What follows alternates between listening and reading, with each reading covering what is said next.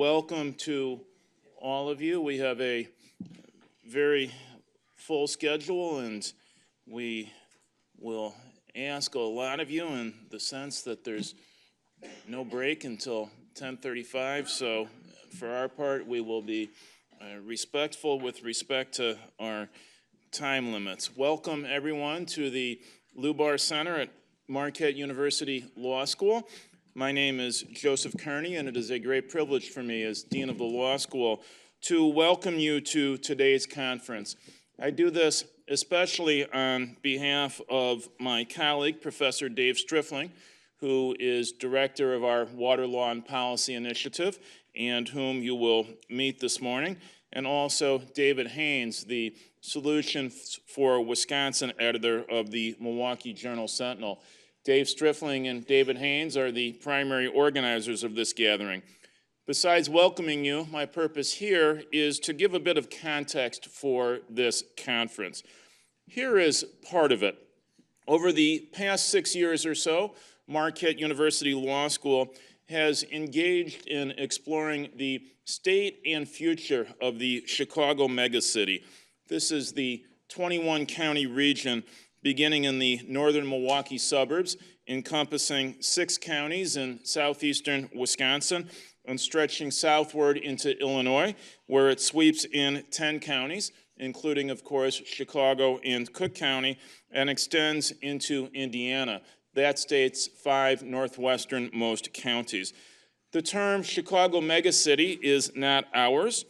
We might have tried to name it Milwaukee megacity, but rather that of the OECD, the Paris-based Organization for Economic Cooperation and Development, which has studied this region of some 11 million individuals. In 2012, together with the Journal-Sentinel, we hosted our first conference on the topic, focused on Milwaukee's future in the Chicago megacity, examining how closely Milwaukee should tie its future to Chicago. 3 years later, in 2015, we hosted our second megacity conference directed toward examining public attitudes in the region. The key interest, which we pursued through the Marquette Law School poll, was to advance our understanding of how citizens in the region view opportunities and challenges on a personal and regional basis on issues ranging from transportation to tourism and with much else in between. Here we are again 3 years later. But before I turn to today's conference, permit me to sketch out a parallel set of developments. Almost a decade ago, in 2009 or so, Marquette Law School launched a water law program with a series of courses intended to support the Milwaukee region's broader efforts to become a national and worldwide leader in water research and policy. We had to step up our game in 2014 when Mike Lovell became president of Marquette University, as he challenged all parts of the university to become more deeply engaged in water research. Mike will be here later this morning to greet you himself, so long as his plane arrives on time. Seemed a reasonably good assumption in April. The key to our progress on this front has been the appointment of Dave Strifling, a Marquette lawyer and also a Marquette engineer with a Harvard degree thrown in somewhere along the way. We appointed him in 2014 as director of the Water Law and Policy Initiative, and together with colleagues at the law school, for example, Mike Goucher, distinguished fellow in law and public policy, and at the larger university, Dave has led us forward in the Water Law and Policy Initiative. This has included, for the matter most relevant today, public education efforts. The highlight to date has been our September 2016 water conference titled Public Policy in American Drinking Water, which Mayor Tom Barrett recently called the source of an epiphany for him, and that spurred the city's significant reforms in how it goes at the challenge and issue of lead laterals. But our civic education efforts in this sphere, led by Dave, also have included dozens of public presentations, media appearances, and academic publications. We have done this in ongoing collaboration with any number of local partners, including the City of Milwaukee, the Water Council, the UWM School of Freshwater Sciences, and others. So this conference brings together these two initiatives. That is, both our exploration with the Journal-Sentinel of the Chicago Megacity and the law school's Water Law and Policy Initiative. The nexus is obvious. Lake Michigan, water that is, constitutes the defining geographic feature of the Chicago megacity. Our purpose here, from the Chicago megacity perspective, is to explore how those working on water issues in this region can cooperate, learn from each other, and even leverage one another's efforts. With respect to the Water Law and Policy Initiative, this conference represents a continuing step in our efforts to become a leading center for the exploration of water law and policy issues. Water presents important policy issues for thought leaders in the megacity to discuss, given not only geography, but also that it is tightly intertwined with our economy in this region. So that's how we have arrived at this conference, Lake Michigan and the Chicago megacity in the 21st century. We will begin with Charles Franklin, who is Professor of Law and Public Policy here and Director of the Marquette Law School poll.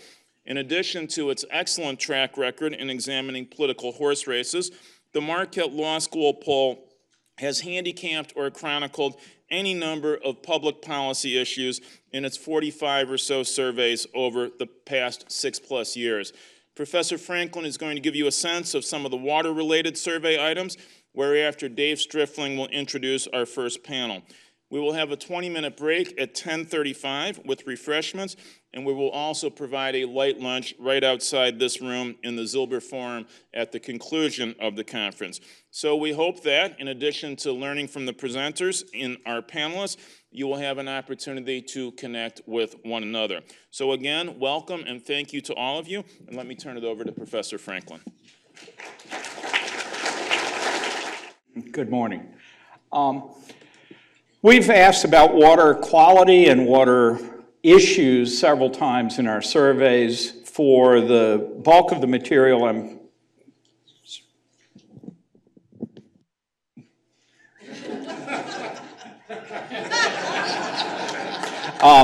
for the bulk of might be the best part of the whole talk. For the bulk of our material, we're dealing with questions we asked about in our March survey that was conducted right at the end of February and the 1st of March. There are a couple of items that were asked earlier, show no change, and so I've combined them, but I'm not going to dwell on which surveys. Everything, though, that we're talking about was collected in this February poll. I'm going to take you through several issues that we asked about. They're actually topically organized in the order on the program for subject matter, so beginning with economic and environmental trade-offs and going down to the condition of Lake Michigan. I'm also going to show you a few breakdowns, and then I'm going to show you fewer breakdowns, which I'm sure are going to be welcome, fewer. But I want to stress the reason for that is that the issues surrounding environmental quality are sometimes partisan issues, sometimes not.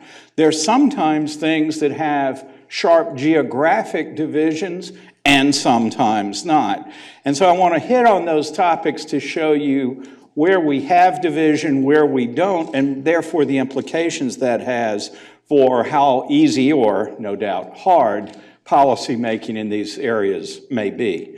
So let's begin with the question, what should be the primary objective of Great Lakes water management? Should it be economic development or environmental protection?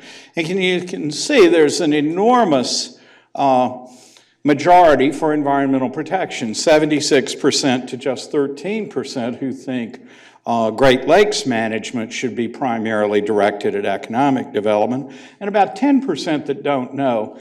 I'll draw your attention occasionally to the don't know because it says something about engagement with the issue or perhaps knowledge about a particular subject, but that's not a very high rate here.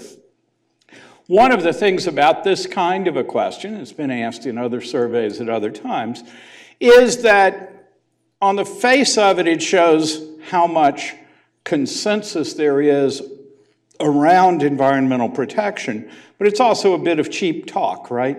It's not actually asking someone, do you want to build this plant here, or do you not want to build this plant here? But nevertheless, it sets an upper limit on support for environmental policy priority. When you look at it by party identification, there's a party gradient here, as there are in most things, but I'm actually impressed by how little the gradient is compared to a lot of other kinds of policy issues we ask about. Republicans are less supportive of the environmental priority than are Democrats, but it's still a healthy majority, 61% of Republicans, that would give priority to environmental goals in terms of Great Lakes water management. What about people who live on the lakeshore? So here I've simply coded every respondent for whether they live in a county that borders the lake or not. So a lakeshore respondent lives on Lake Michigan. In fairness, if you live on Lake Superior, you're included in the lakeshore here as well. But because those are small population counties, very few respondents are actually from Lake Superior. So lakeshore is a practical matter here, is Lake Michigan. And you can see there's just no difference in attitudes about environmental policy there. If you break it down a little more in terms of regions of the state, the green bar, the city of Milwaukee, stands out as a little bit higher in the environmental priority than other regions of the state. But you can see that actually there's very little regional variation on this. Now, these are some that you'll hear once or twice, but never again, because they're not very big effects. Income is something you might think would play a substantial role in policy, but in this case, you can see there's just very little gradient across income levels. Likewise, age is something where, at least when some of us were a bit younger, it was us youth that were out there for Earth Day the first time. Now that gradient, first of all, we've moved from the left bar to the right bar, I'm sorry to tell you. But it means that there's just not the age gradient that maybe in the 70s or 80s you might have expected to see there. Now it's actually fairly flat. And I won't talk more about age either, because across the other policies we look at, there's not much of an age gradient. And finally, education, not much of an age gradient here. We will revisit education once in a couple of slides, but for the most part, neither age nor education nor income play big roles, and when they do play a role, I'm going to highlight that as we get to it. So here we were asking specifically about Great Lakes water management. We also asked a more direct confrontation. Do you think which of these statements do you agree with? We should protect the environment even at the risk of economic growth, or we should give priority to growth even if the environment suffers, okay? So now we're forcing the direct trade-off between these. And you can see that 68%, still a very large majority, prefers giving the environment priority rather than economic development, though it's down a little bit from what we saw in the last question, growth a bit up. And 6% say both. Folks that don't want to agree that there could be a trade-off, that we really can have both economic growth and good environment. And that reflects something. You had to volunteer that answer. We didn't just offer you the easy, oh, and you could have both. But so that 6% actually means something, that people want to believe that they can have both of these things. And they have arguments for why you can believe that, but it does show that there's a desire not to really completely trade off one or the other. Partisanship starts to get a little bit stronger here on this question. The confrontation's a little more direct, and the gap between Democrats and Republicans a little bit bigger, though still a plurality. 48% of Republicans would go with the environmental priority, 40% of Republicans would go with economic growth, but then you see a pretty sharp drop-off from Republicans to independents to Democrats. So here we're starting to see why there might be more political and partisan battle if we really are choosing build a plant or save the marshland, right? Whether you're on the lakeshore or not makes a little bit more difference here, but not a whole lot, but not really the direction you might think. It's the lakeshore folks that are a little bit more, give a little more priority to growth than do the inland people who are not in the lakeshore. That's not a huge difference, just 19 versus 29, or 28, so I wouldn't make a huge point about it, but it is interesting, and of course, where right this moment are we seeing economic development issues and water issues is at the moment Foxconn and the plans for that plant. So maybe that's also part of what's going on here. When we look at it by more regions, it's really Madison that sticks out rather dramatically compared to the other regions of the state. I doubt that that's really for Lake Mendota. I imagine it's primarily because of the ideology of Dane County and the Madison region, though it's not only that. Finally, if we look at income here, we're coming back to this one because here there actually is a little bit more of an income gradient than we saw in the first question. So maybe class is playing something of a role, or economic stakes in the game are playing something of a role. But what is interesting to me is that the folks at the bottom third of income, which is the under 40,000, the green bar here, who you might think would be most concerned with economics and jobs and so on, are actually more pro-environment. It's the higher income that shows the greater concern for growth, and actually, again, quite a bump up in prioritizing growth compared to either the bottom third or middle third of income. So this tells us that income sometimes matters and sometimes not. Now, specifically about Foxconn, how concerned are you that the Foxconn plant will have a substantial negative impact on water and the environment? So again, we asked this in February. And there's some concern. It's 29% very and 33% somewhat. So if you put those together, you'd be at 62% at least somewhat concerned, though the spike is not too much in either of them. They're about equal, and then it drops off over here in these categories. But here, a highly politicized issue of Foxconn, you see highly politicized partisanship. The very concerned, only 8% of Republicans there, 52% of Dems, independents in the middle, and if we come over to not at all concerned, 27% for reps falling to 13%, falling to 2%. So again, this is a nice illustration that in the abstract, on that first item, there was a modest partisan gradient. On the second one, the direct trade-off, there was a little bit more partisanship. And here at an issue which is politicized and partisan for reasons well beyond the environment alone, we see politics exerting a really strong effect right here.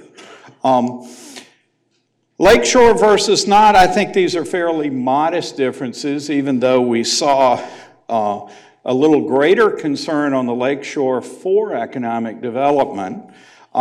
There's a little bit, just a little bit, 32 versus 28, more concern in the lakeshore counties.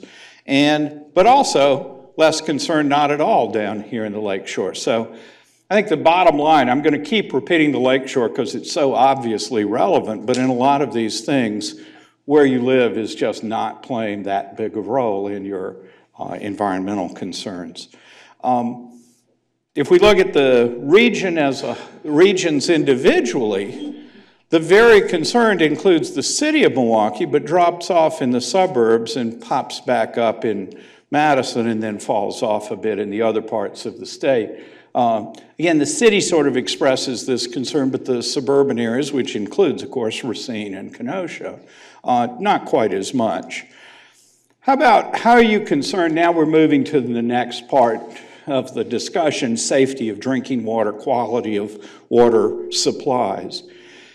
How concerned are you about the safety of the water supply in your community? And it's striking how flat this distribution is. There's not a disparate number of very concerned or not at all concerned. They're sort of a quarter, a quarter, a quarter, and a quarter. So not much difference across those. When you look at it by partisanship, there's not much partisan difference. Democrats and Republicans supposedly drink the same drinking water, and they have about the same concerns. I don't know. Maybe we'll change that after the next election. But Republicans a little bit higher in the not at all concerned and a little bit lower in the very concerned. But overall, you're not seeing anything like those sharp gradients we saw on the Foxconn question, for example. Lakeshore, not much difference here. Regionally, though, look at that green bar on the far left. That's the city of Milwaukee, and 48% very concerned about the quality of the safety of water in the city. So that really does stand out as very different from any of the other regions across the state. I assume that reflects partly the discussion of lead laterals that we've talked about a good bit, including at the last conference on this. But it may also include other concerns about drinking water quality. But it also shows how those concerns are very specific to the city rather than reflecting variation elsewhere. What about how concerned are you with the water supply, safety of the water supply, specifically for low-income communities in Wisconsin who are disproportionately affected? Varying somewhat is now quite a bit higher, right? These were basically 25 apiece, and now here they're 36 apiece, so there's more concern about low-income communities. Again, partisanship is modest here. Democrats and independents are virtually identical, but Republicans, again, much less concerned about low-income communities in the very concerned, and over here in the not at all concerned, quite a bit higher. So there is a bit of a partisan gap, but it's really specific to one party alone rather than the sharp gradient, the smooth gradient we saw earlier. If you're on the lakeshore, there's more very concerned. That, again, no doubt picks up the effects of Milwaukee specifically as being a higher area of concern. And again, if we look at it about low-income communities across the state, Milwaukee peaks here. But here, interestingly, the suburban Milwaukee counties are in second place for that concern. So it does look like in the southeastern metropolitan region, the 6 or 8 counties in the Milwaukee media market, that we are seeing greater concern about specifically low-income communities. We didn't see nearly that big a gradient when we looked at it in general. I have to laugh here for a second because one of my colleagues, when I was an assistant professor, had written a book on non-point source pollution. And so we kidded him a lot about that, and he actually did a radio show about non-point source pollution, which brought lots of interest to the game. We asked what poses the greater threat, wastewater discharges or widespread runoff from agriculture and urban areas. That's my line for non-point source pollution. And here, supposedly, and I'm not the water expert on this, it's the non-point source that is the more difficult to regulate and perhaps the bigger issue. But the voters, public, sees the wastewater as more. Here, zero party differences, just no difference at all across party. Modest differences by region, a little higher concern in the city, and a little bit of a gradient here as we go from the city to the suburbs to Madison to Green Bay, and then actually out in the more rural and agricultural areas, there's more awareness. That maybe makes sense. If we look at it by education, this is an area where maybe education really would play a role. You do see some rising awareness that Non-point runoff is a bigger problem, though even there, even among the most educated, wastewater still has an advantage. But maybe there we're seeing some real effects of actual information and involvement in the issue. Then what about shared jurisdictions? We've just gone through the issue of diversion of water to Waukesha. We've also, Foxconn will be using water. Shared authority is very popular here. People do think that their communities should give up some autonomy in favor of sharing authority. And there's very little party difference here again. You might think that, self-control, self-governance might show some party differences. There's just not any. Likewise, being on the shore or not on the shore doesn't matter much. So that's also interesting that you might think the direct connection of shared Lake Michigan resources might have an effect. It really does not. And likewise, across the regions of the state, there are very modest effects. If there's any at all, it's that the rural and inland areas are a little less anxious to share authority and a little more anxious to act alone, but that's small. There's still not a huge difference across those. And finally, do you think the Lake Michigan is in better shape today or worse than 20 years ago?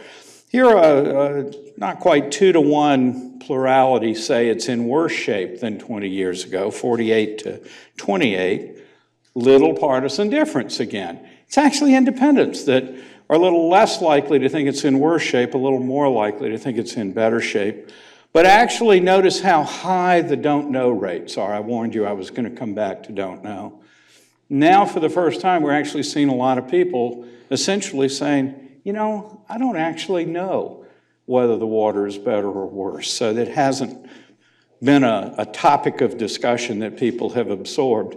But if you live on the lake shore, you're a little more likely to say it's in worse shape, and you're more likely to have an opinion. If you don't live on a lakeshore county, you're much more likely to have no opinion than if you actually live and can throw a rock in the lake. That also holds up across regions where, again, the Milwaukee city and suburbs are the highest, and then it drops off, and again, those rural inland areas are the least. So that's the story here. You see the role that politics plays, but it only plays it sometimes. So depending on how you approach these issues or what issues are involved, party politics may be really important or not important at all. Knowledge of the situation varies a bit, and those closely exposed to Lake Michigan on some issues are no different than anybody else, but on things like water quality seem more sensitive. Thank you. Thank you, Charles, and good morning, everyone. I'm Dave Stripling, the Director of the Water Law and Policy Initiative here at the Law School. And before I move on to introducing the next panel, I do just want to remind everyone that all those results from the Law School poll that Charles shared are available at the poll's website, so you can find them all there. So I'd like to call our first group of panelists to the stage. Our first panel discussion this morning focuses on the economic development potential associated with the Great Lakes in general and Lake Michigan in particular. Unlike many megacities, the Chicago megacity is blessed with abundant freshwater supplies thanks to its location alongside Lake Michigan. So the question for our first panel is, how should the region use this advantage? How can it leverage it? And instead of competing, how can Milwaukee and Chicago work together to leverage what OECD recently called the top water-related cluster in the United States? So with that as general background, I'm going to hand the program over to our moderator for this session, Mike Goucher, who is our Distinguished Fellow in Law and Public Policy. And Mike, I'll let you introduce our panelists. All right, Dave, thank you very much. Good morning, everyone. Glad to have you with us today. This panel is called The Great Lakes as a Tool for Economic Development in the Chicago Megacity. So we'll be talking about a variety of aspects of that. But let me first introduce our panelists who've been good enough to join us this morning. Tricia Brown is the Deputy Secretary and Chief Operating Officer of the Wisconsin Economic Development Corporation, the state's job creation agency. WEDC leads economic development efforts for the state by providing resources, operational support, and financial assistance to companies, partners, and communities in Wisconsin. Tricia Brown joined WEDC in 2013, became COO in 2015. Before joining WEDC, she was the Director of Economic Development in Riverside, California. Dean Amhouse, who is seated next to me, is President and CEO of the Water Council, which is headquartered in Milwaukee. The Water Council is a nonprofit organization that, as many of you know, drives economic development, technology, and talent development to support the global water industry. Dean Amhouse has served as the president and CEO of the Water Council since 2010. He's also been president of the Spirit of Milwaukee, an organization that helped with enhance the city's image here in Milwaukee, and the president of Forward Wisconsin, the state's former economic development organization. Steve Frankel, who is seated next to me, is executive director of Current. That's a Chicago-based nonprofit that was created in 2016. He directs Current's strategy, operations, and programs to advance innovative water research and technology with the goal of driving sustainable economic growth. Prior to his appointment with Current, Steve Frankel was a management consultant helping power sector clients develop wind and solar energy projects.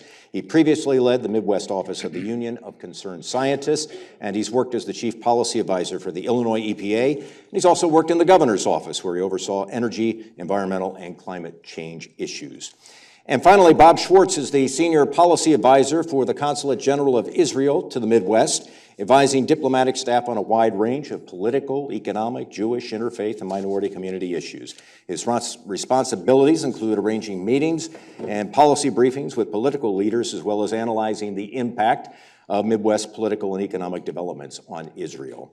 Bob Schwartz also works with the Israel Economic Mission to the Midwest, assessing and pursuing opportunities in this region for Israeli economic and commercial partnerships. He has accompanied missions of Israeli water experts to several Midwestern states aimed at forming partnerships with state and local governments, universities, and the private sector to address local water issues. So we are delighted to have him here today. So please give a round of applause to all of our panelists today. It's good to have you with us. I'm going to begin with Tricia Brown, because let's talk about where we are in 2018. How important are the Great Lakes, Lake Michigan, to economic development in this megacity region? So as Mike mentioned, I've, is this on? Yeah, we'll get it. We're good. There we go. I was previously in Riverside, California, so a city in Southern California, inland from Orange County.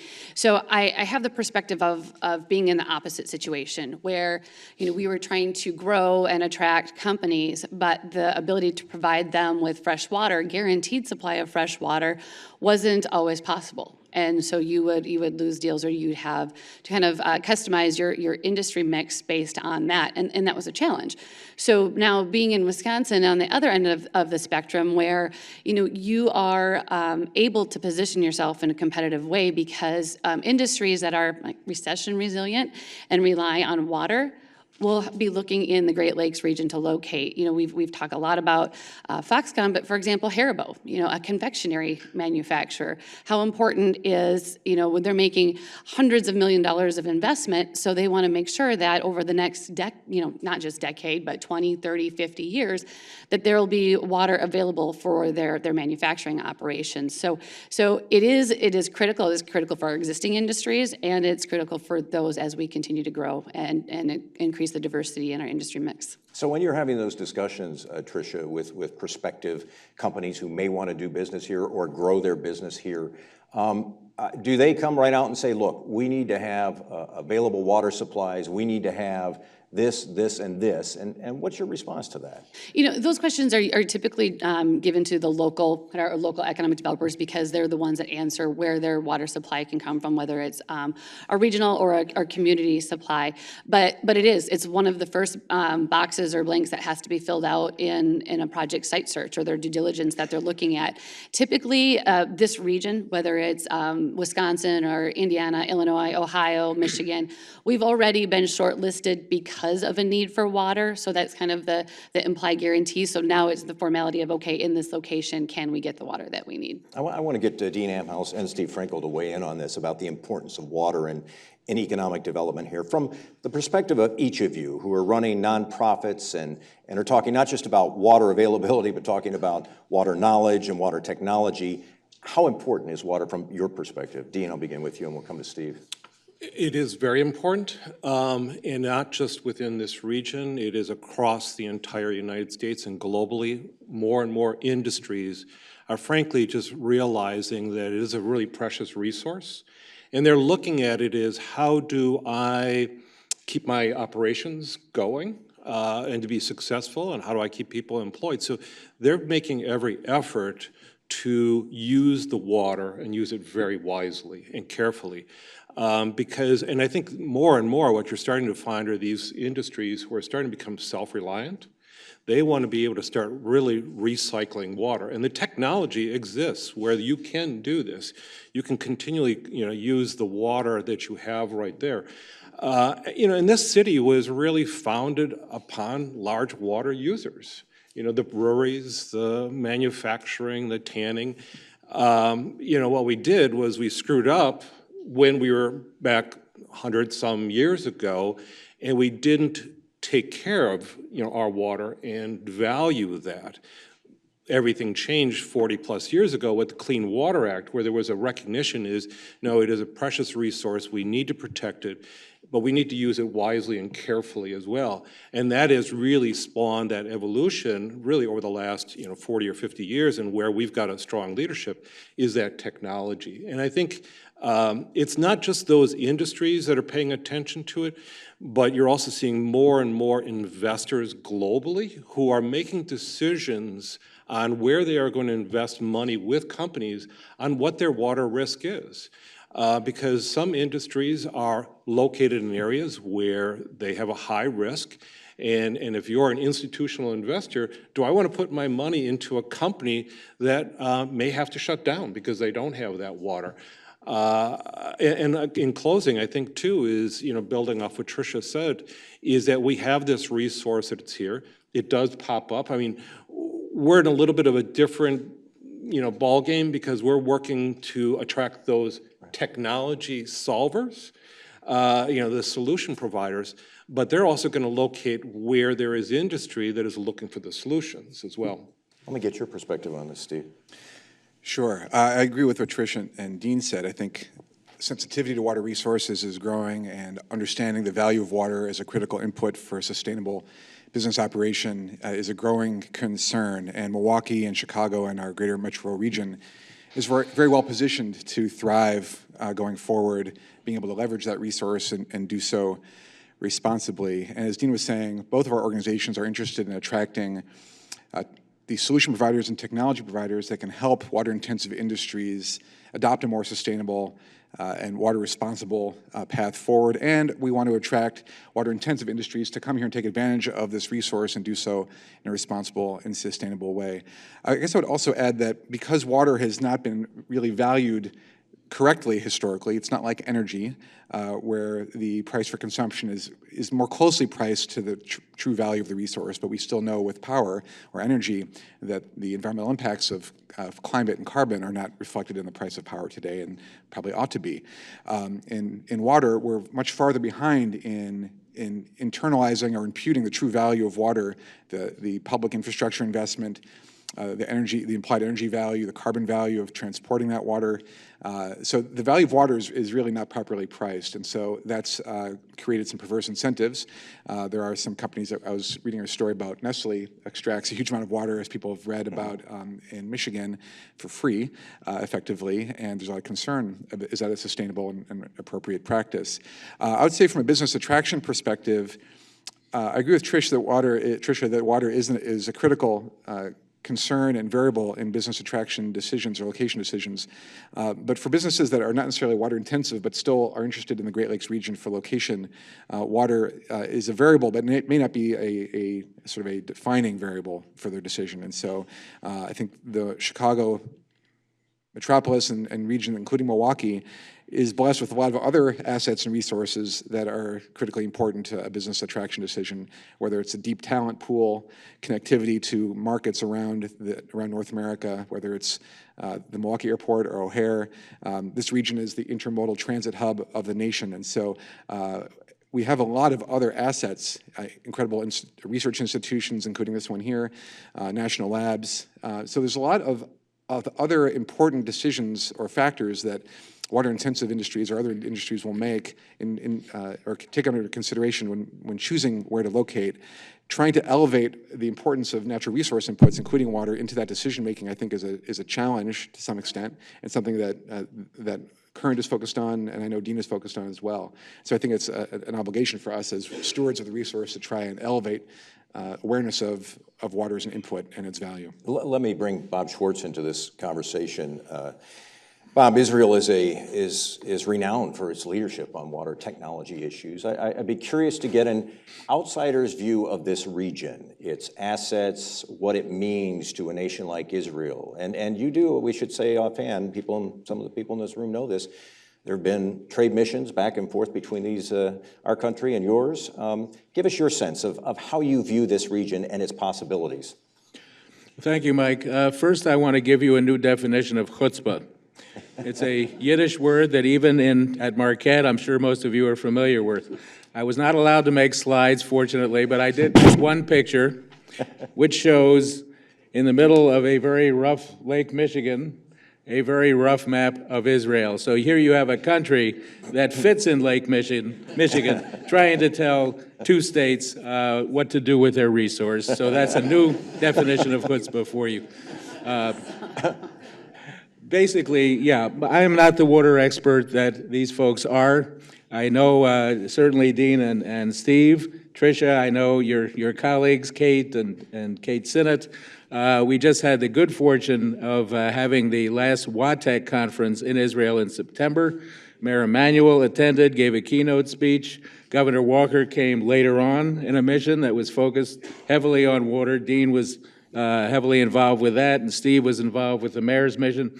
They both signed several MOUs and various agreements with Israeli institutions, including the Technion, who was just in Chicago a couple of weeks ago to work with the university consortium that Current leads on a number of research projects. They also signed agreements with Megacity, I believe, and other places. Dean's group signed an agreement with the Israel Innovation Authority in connection with the Milwaukee sanitation system to try and develop new technologies to improve the sanitation in Milwaukee. The Chicago Water Department has signed similar agreements, as I believe will the Metropolitan Sanitary District, the equivalent of the sewer district in Chicago. So when I look at these two cities, I say, you know what, they're an hour away from each other. I don't like the term megalopolis because when we were driving up here, I saw an awful lot of empty land. But it is a corridor, and it's a very exciting corridor, not just because my consulate is based in Chicago. We have 9 states altogether, so we go as far as the Dakotas and Nebraska, and out there where they have very different water problems and situations than you do here. But nevertheless, these are 2 of our most important cities. And I think when Israelis come here, if you're looking for foreign direct investment and interest from Israeli companies, for instance, and where do we want to locate, instead of looking at the East Coast and the West Coast, I'm, of course, a tremendous booster of the Midwest and of this area, even though I am a member of Nova Nation. I figured I'd get that right out as a Philadelphian. But anyway, but my feeling is that the Midwest is not only the center for agriculture, I think it's the center of progressive thinking in issues like water. The university systems of both Milwaukee and especially Chicago, these are tremendous places. The Freshwater Institute, as I believe the only freshwater research institute in the country. Marquette has a terrific program. And in Chicago, we have the University of Chicago. I was fortunate enough to be on a trip with Argonne National Labs to Israel in 2010, where the formation of the relationship between the University of Chicago and Ben Gurion University of the Negev was not signed, but it was finalized in the thinking of the leaders of those two organizations. It's now become the Institute for Molecular Engineering, which each side gave approximately, I believe, $1 million, and they're in their second or third offering of projects. These are the kinds of relationships that we work to foster. We think there's almost an unlimited possibility for Israel in the Midwest. I know that we weren't intentionally seated with Chicago folks here and Wisconsin folks over there. Not intentionally. Completely unintentional. But nevertheless, we've been fostering the cooperation. I was pleased to see in the poll numbers that the jurisdictional aspects of some of the water, with some of the regions around here, the jurisdiction wasn't so important as the results. Let's face it, pollution does not stop at a state border. I say the same thing when I talk to cybersecurity people. You just can't stop it there. You have to work together to really improve the entire region. Steve, you wanted to get in on this? Yeah.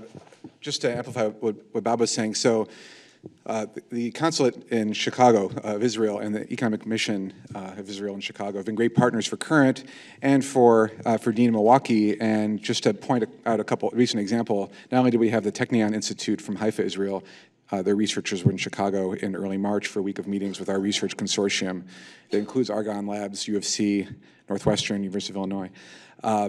But for World Water Day, which was March 22nd, just a couple weeks ago, we had a delegation of water technology companies that visited both Dean and Milwaukee on day before World Water Day, really World Water Week, and came to Chicago on World Water Day itself. We had presentations in both Milwaukee and Chicago of 9 technology companies from Israel that came to our corridor here for express purposes of seeing business development opportunities for them to bring their technology to the Chicago area, the Milwaukee area, to help improve the performance of our water utilities and potentially even locate their businesses in Chicago or Milwaukee. So we see a partnership with Israel as vitally important in a reciprocal way in terms of fostering innovation opportunities, business development, and a real international partnership of mutual value. Just next week in Chicago, we're going to be launching a pilot of a cybersecurity technology with our wastewater utility partner of an Israeli-provided technology. So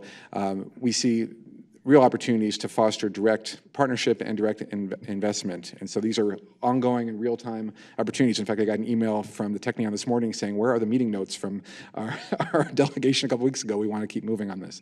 So it's a live and active partnership. I did want to ask Bob one follow-up question, very briefly.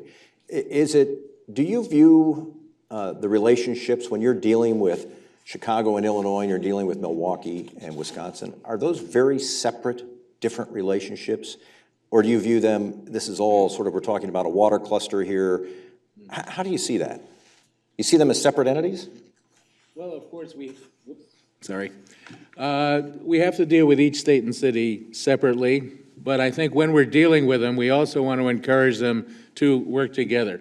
I see the Israeli component as as a way in which to get states and cities to be more cooperative. For instance, I mean, when there were 2 missions in Israel at a time this fall, the Consul General scurrying back and forth between them, and I said, when are they going to meet and actually talk about their experiences and how this applies back to the Midwest? I think it happened a bit with the governor of Iowa, who was also there.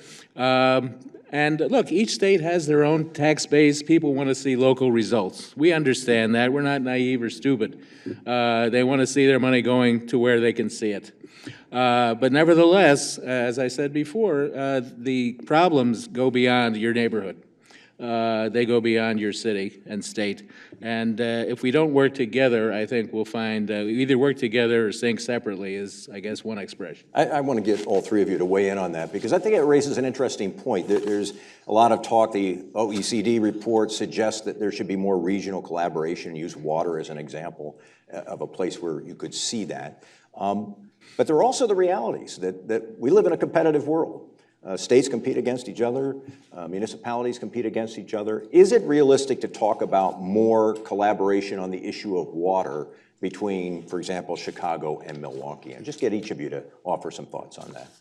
Sure, I'll start. Well, I think if you look at the goods shipping movement, we have to somewhat work together and collaborate, because the Great Lakes and the St. Lawrence Seaway is a critical piece to moving both commodities and products in and out of the Midwest. And so that's something that we all benefit from and need to leverage, and we need to protect and take care of and make sure that we're investing in. I think from a water perspective, and we talked about, before having the Great Lakes kind of be the heart of the U.S., in Chicago specific, not just Illinois, it's one of the world's few megacities. And so people are more aware of where Chicago is than perhaps Wisconsin. In all reality, that's kind of where the recognition lies. So for Chicago and Illinois, if they're faring well, then essentially the rest of the Midwest will fare well and benefit from that also.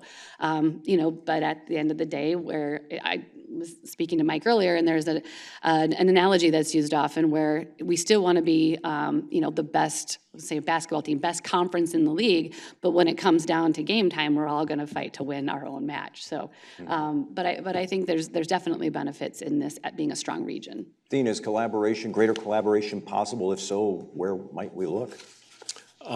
Yes, and maybe. When it comes to that big body of water, yes, we need to collaborate on it, because that big body of water just goes where it wants to. And so, it's from Green Bay to Milwaukee and Racine, Kenosha, Chicago, all of it. So we share that. So how do we, as a region, share that water, which is very important, and to make decisions. Now, is there competition exists? Absolutely, because, there are going to be things that we're trying to grow our economy in this state, in this region. Steve's trying to do it as well, so that when we get that, Israeli company that is looking to set up operations, yes, we're going to compete on that. And what can we make as the best offer that they locate here? But at the same time, if they locate here or in Chicago, they may be working within the region. So, it's a little bit of yin and yang on this as well. And I think that we've got to be able to really come back to the fact is that we, as a larger region, have a competitive advantage that a lot of other people really, really envy. And so there are times when we do need to work together, and then there's other times we're going to compete. See? Yeah, I think that's fairly said. I think both cities want to succeed, both want to lead in this area, both want to attract business and investment. And so there is some, I think, inherent natural competition there, but I think it's also good-natured and friendly. I think we all want to succeed. We do want to have a rising tide, so to speak. And I think, as Dean was saying, it's a shared resource, and so we have to be good stewards of it. So when there are issues in particular of environmental protection or policy that are important to the region in this part of the lake, or the lake in general, we have to work together. And I think we're going to see more opportunities for that going forward. One opportunity coming up that I'm hoping Dean and I can work on together is working with the Department of Commerce, for example. They facilitate international delegations that come to DC, for example, and something that I think we can maybe work on together is to try and attract international delegations to come visit our region together, bring them to Milwaukee, bring them to Chicago, and really profile the region as an important place to do business where it's you have a sustainable resource. So I think we're going to find more of those opportunities going forward. And I want to add, too, is that I think it's also on the research side and as well as the piloting, because we're starting to do more pilots of some Israeli companies with our MMSD. But we're also looking to be able to work with other utilities, not only in this region, and I say this immediate region, but outside of this region, because what's happening here for MMSD is going to be different than what's happening in Waukesha or Chicago. And for those companies coming from around the world, they really want to pilot their technologies in all of these different areas, because they don't want to just sell their products here. They want to sell it across the entire United States. So each place is going to have a little bit different challenge. If I could just comment on that. I'm relatively new to the water industry, and one of the things that surprised me, I didn't really realize until I got into it, is how fragmented and local it is. It's very difficult for technology to get to market in the water industry. People talk about new technology maybe still being in its infancy after 20 years of its commercialization journey. And that's pretty sobering when you're thinking about how do you attract investment, how do you attract innovation. It's an inherently risk-averse industry, as many of you know, for reasons of public health, but also just the culture of a regulated utility industry is inherently risk-averse. There's not a lot of incentives to be on the cutting edge, and I think that's why organizations like the Water Council and Current, I think, are particularly important in this industry to help facilitate that commercialization process and help create opportunities for technology to get to market more efficiently. As Dean was saying, people want to pilot in different locations. Well, why do they want to do that? Because there's this belief, I think it's partly true.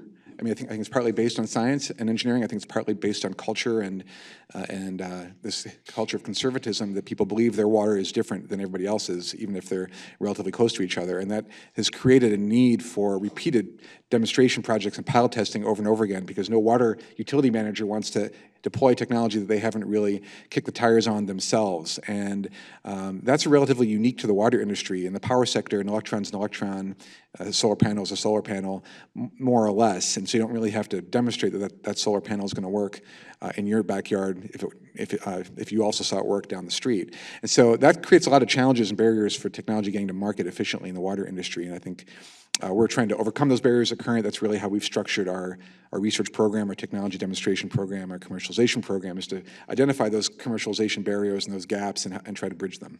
Yeah, go ahead, Bob. Yeah, I just wanted to follow into that because one of the good things about Israeli research universities and institutes is that connected to each one, there's a commercialization segment. In other words, all the research that's in the university is licensed to the particular technology transfer agency within the university, and they develop it into products, and they own it for a while, and then they sell it off.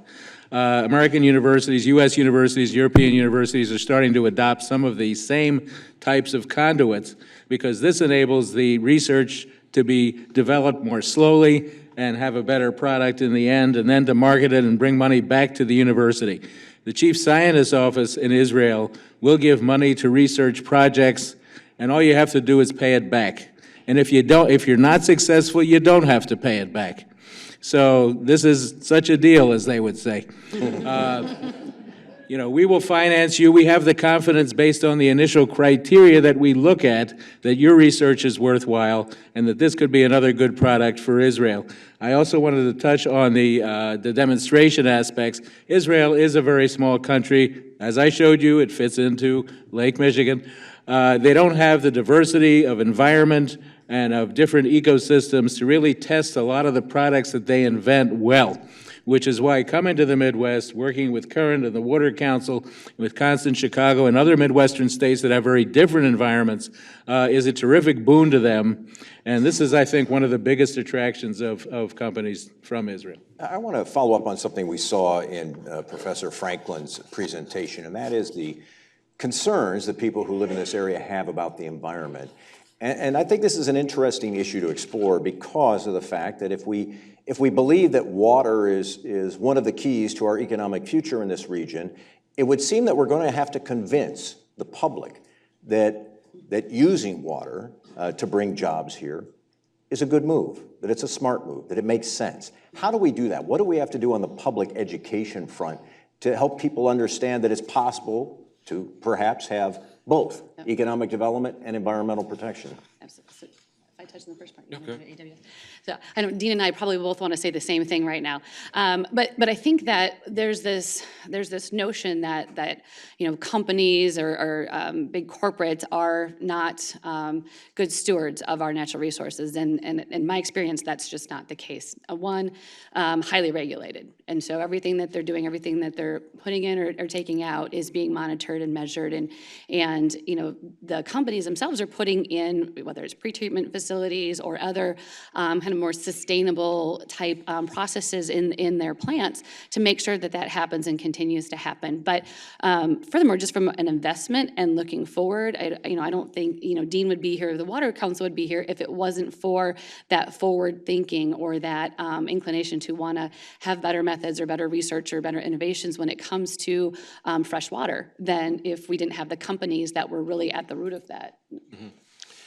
Yeah, I think growing more and more, and believe me, I mean, there are issues that are out there, where there are business leaders who aren't doing, the job that they should be doing, and it's sort of short-sighted on their own business standpoint, but I would say largely, a lot of business leaders are looking at, this resource and saying, I'm going to use this as part of my processing and manufacturing. I want to make sure that I'm going to have that tomorrow and the next day and the next day and the next day. So I've got to take every single effort to make sure to guarantee that that's going to be there. And I think that more and more you're starting to see those industries taking it upon themselves because they're looking at it in a really self-awareness standpoint. I want to be able to keep this manufacturing facility going. I want to continue to employ people. I want to be able to be profitable. I have to protect this resource and attention to that. Going back to your other question, education. My word, we need a lot of education because unfortunately, there are so many people that just don't even realize what Jennifer Gonda's work is doing with the city of Milwaukee. They turn on the tap and they just expect it to be there right away every single time. There is just a lack of attention, and you hear these unfortunate situations. We've got people in the city of Milwaukee who've never even seen Lake Michigan, literally a mile away, and they have never actually been down to see. And where does that water go? And to be able to look at the work that's being done at MMSD in terms of their water management practices, the notion, sort of the general public thinking, it's just dumping waste in there. Oh my word! This last year they redid work. Reused the water, captured and treated 99.99998% of the water. This is almost perfection from their standpoint, but the general public does not aware there's a lack of education about water. Now, you go to other parts of the country and across the world, and Israel is a great example. They're starting to teach children, and they've got comic books about water and the use of that because it is part of the DNA as growing up. We just don't think about it here. So we have to do a better job on the education side. As we keep talking about it as an economic development tool, water, what do we have to do to get buy-in from the public, which, as we saw from the polling, has definitely a degree of skepticism about this connection between business and our Great Lakes? I think that, in general, I think the public hasn't paid that close attention to the improving environment over the last 30 years. Air quality's improved, water quality's improved. We've all been better stewards of the environment over the last several decades, but it's incremental, and so it sort of creeps up on you. Maybe don't necessarily realize it. The polling shows that people don't see it that way, which is interesting. That's right. I think organizations like the Water Council can help with that. But we're small organizations. Our reach is we're small but mighty in both cases. I mean, the Water Council has been around for a little bit longer and has a little bit more staff and resources, but we're both still relatively small organizations, and so we're doing the best we can to lead and show the opportunity. Being new to the water industry myself, I didn't realize that Chicago has the world's largest drinking water plant and wastewater treatment plants of their type in the world. And they're tremendous infrastructure assets that serve 8-10 million people. And you'll hear from Randy Conner, the Commissioner of the Water Department, later this morning. They run a tremendously professional and impressive organization with delivering very high-quality water to the city of Chicago and businesses in the city. And that's not terribly well understood. And these infrastructure assets were somewhat overbuilt in the sense that the capacity to treat water and deliver water efficiently and cleanly to even greater, more intensive water industries is there. So we have the capacity to grow our economy and absorb and welcome water-intensive industries and serve them. And stay within our Supreme Court mandated withdrawal limits of Lake Michigan water. And so to take advantage of that capacity, to take advantage of that infrastructure asset to grow, I think is an opportunity for the Chicago region and for the Milwaukee region. So that's an asset to be shared. like the power sector, we're all using electricity more efficiently, right? We're using more efficient light bulbs, we're using more efficient appliances, and many of those appliances also use water more efficiently. Our washers and dryers, our dishwashers, and our fixtures in our homes all use water more efficiently. So that's actually created more capacity of our water infrastructure system to absorb additional water-intensive users on the back end, because we've all become more efficient as a society and as an economy. I'm going to wrap up our part of this with a final question here, and then we're going to take about 10 minutes worth of audience questions. So if you have a question, feel free to ask it. But I want to end by talking about Foxconn for just a moment, because I think Foxconn is, I don't know, you could make the argument, I think, that Foxconn is our first major test case of sort of this new emphasis on water. It's going to be using a lot of water, 7 million gallons a day. It's going to test our resources in terms of workforce. I think it's going to be a test case of how we can do this kind of project. We've talked about this for a long time. Can we get companies like this to come here and locate here? Here's one that's going to be here. I'm wondering if you see it the same way, that this sort of tests not just the state of Wisconsin, but the whole region's ability to handle this kind of project. Can we do this well? Well, what's your take on that, Tricia?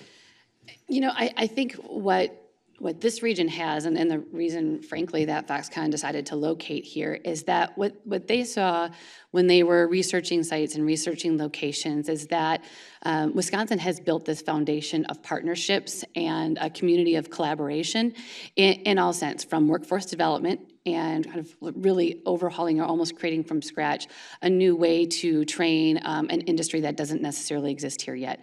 And then in terms of just the overall capacity and supply chain that would be needed, looking at the industry partners and the willingness to think differently and to do joint ventures and to participate in projects where some of that will be pilot projects to help get the facility off the ground and running, and to create this new ecosystem where we've touted the 5K technology, but it's more than that. It's more along all their innovations that it can apply to healthcare industry, aerospace, you name it, and it fits into it. But I think that the reality is probably Wisconsin is one of the few places, or this region, where that could happen. Is Foxconn, incidentally, I can ask you this, do you view that as part of the water cluster, or is that something completely different? Well, technically, no. That it's not different? No, that it's not Okay. part of it, because Okay. it is a flat screen, whatever, LCD technology. So the use of water would not qualify as part of the Sort of water as cluster? as an example, we look at Miller Coors as a really an innovative company on their water usage. Remarkable. They continue to use less and less and less water. And they're very, very conscious about their discharge, water usage. But they're not a water technology company. They're a brewery. They're a beverage company. What we really talk about from the companies are the solution providers. These are the ones that are coming up to help the Miller Coors, to help the Foxconns, to help this wide range of industrial users to use their water wisely and carefully, and to be able to return that back. And I think that's the thing that's, certainly from our standpoint, we have this great resource with Lake Michigan. We should be able to utilize this. The Native Americans came here because of the water that was here to use it. But let's use it carefully and wisely and return it back so that we can continue to do it again and again and again. And the technology exists that you can do that. We're going to pilot a technology in the Global Water Center that is going to take the water and completely reuse the water in the building. And to be able to retrofit an 120-year-old building to be able to make this happen. We could make it clean enough that we could drink it. But we can't do that because of public health, awareness, education. But the technology exists. You could do it.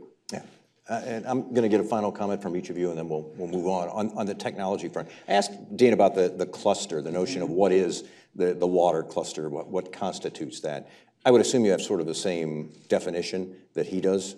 Right. I would say that industrial end users, the people who use water, whether it's Foxconn or Miller Coors or BP or whoever it is, it could be oil and gas, food and beverage, chemicals, pharmaceutical, these are all water-intensive industries. In fact, about 48% of the Chicago regional economy are water-intensive industries. And in Chicago, the economy, and it's probably not too different here in Milwaukee, no vertical part of the economy represents more than about 15% of the economy in Chicago. So it's very diverse. But a lot of those industries have water as an important input. And as Dean was saying, these are not water technology companies. They're not necessarily in the water business, but water is important to their business, and they can't do business without it. So how can Current, for example, help them as an innovation partner to identify solutions to help them be a wise steward and use water efficiently and wisely?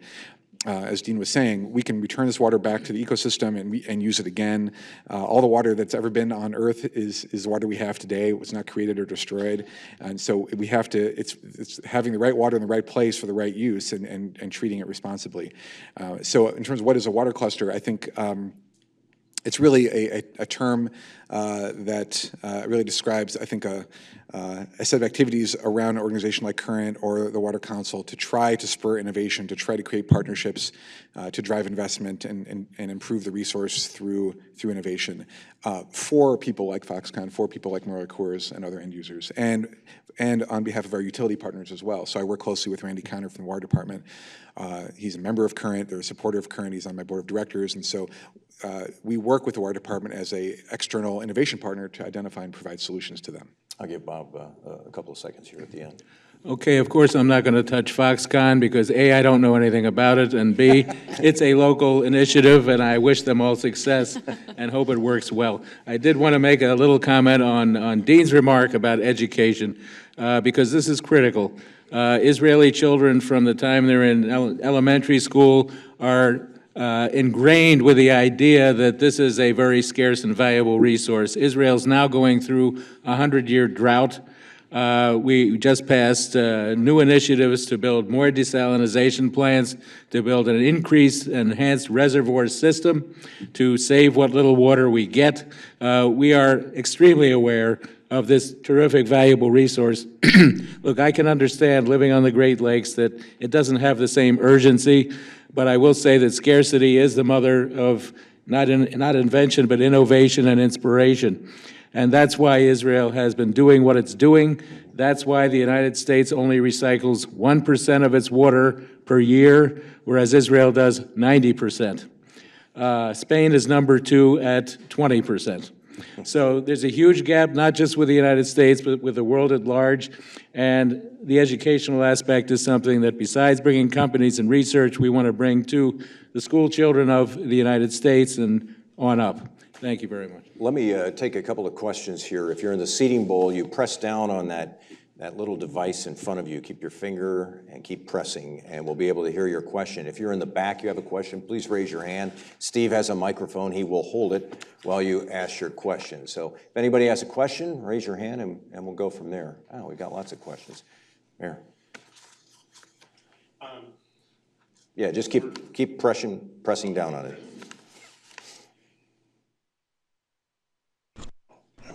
Okay.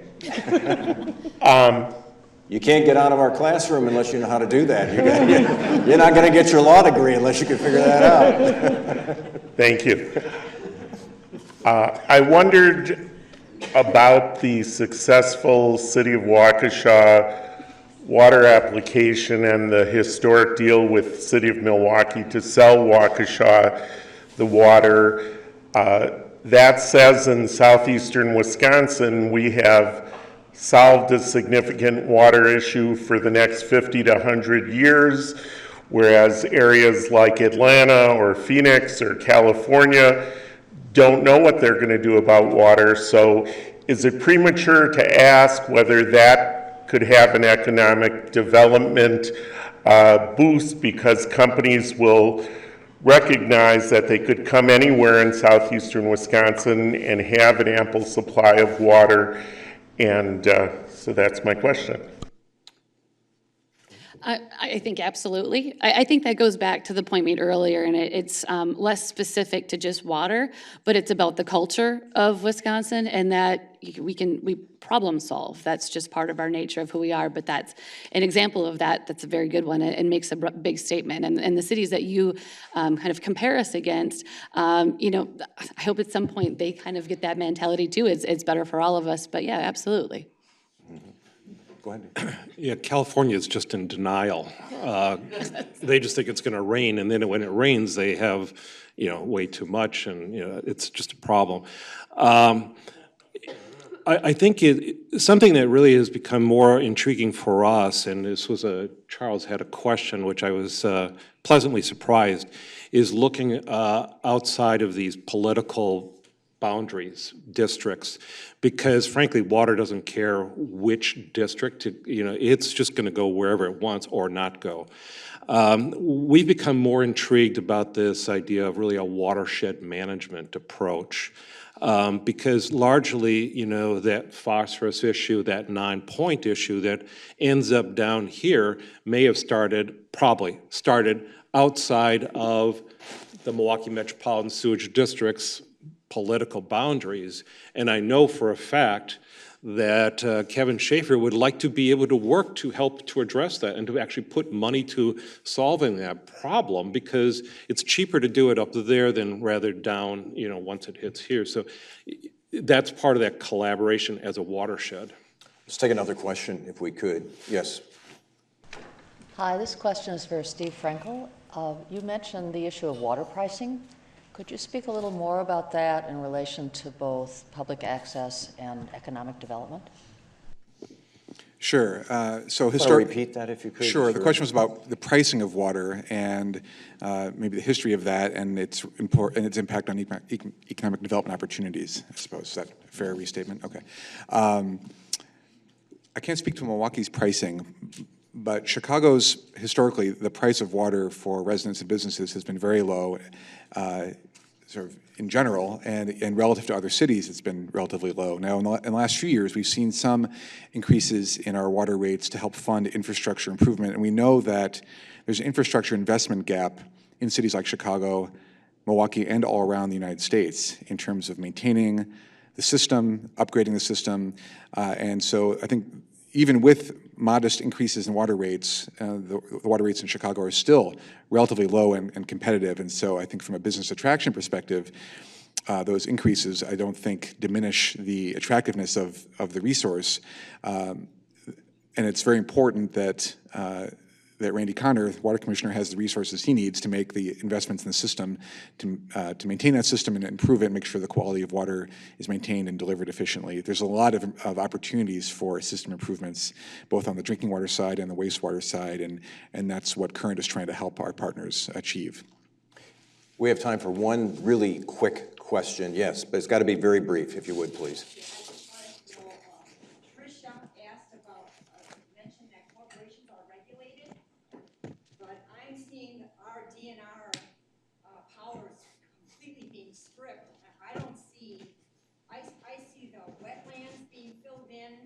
Sold off.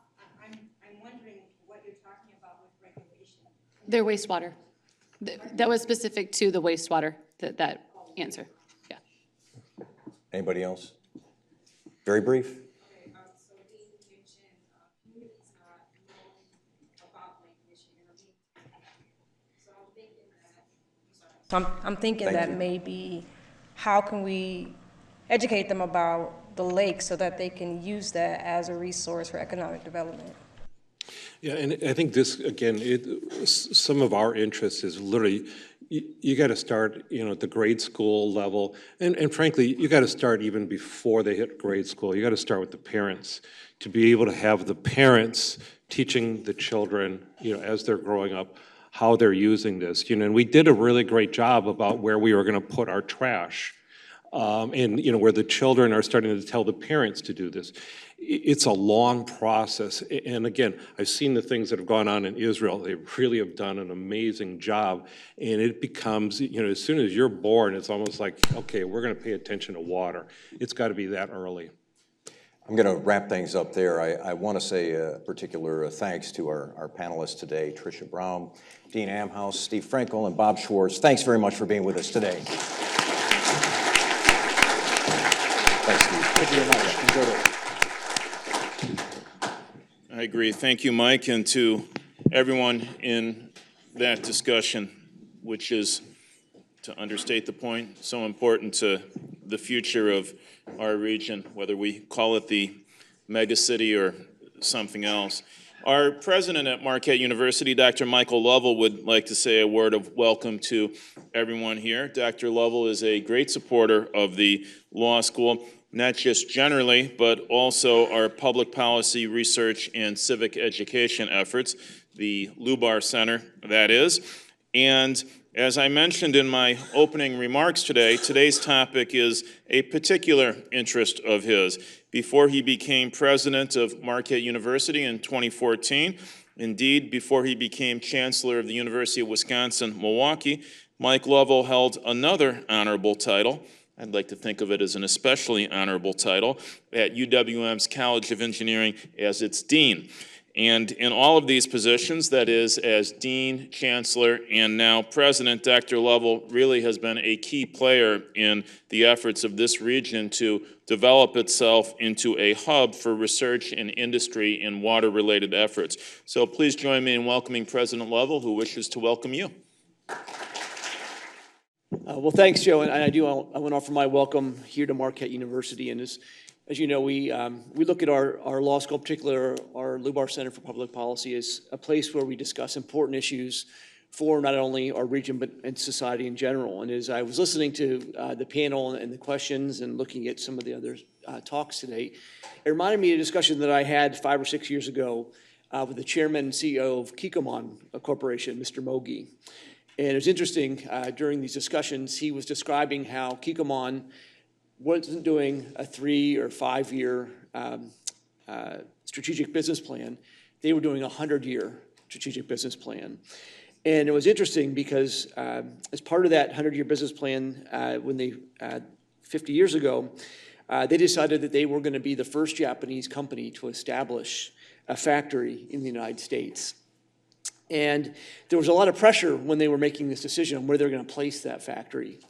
And most people within the organization thought it'd be best to have it on the West Coast because it'd be such an easier trip for them to come back and forth from Japan to places in, say, Southern California.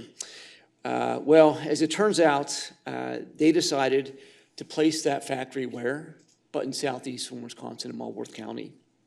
And Mr. Mogi told me there's really 3 reasons for that. The first was the supply chain. The distances that the products had to travel to their factory would be short, so their supply chain would unlikely be disrupted. The second was the work ethic and the talent of the people in this part of the country. And thirdly, and most importantly, it was access to clean, fresh water. Because Mr. Mogi said, you can't make great soy sauce without access to clean water.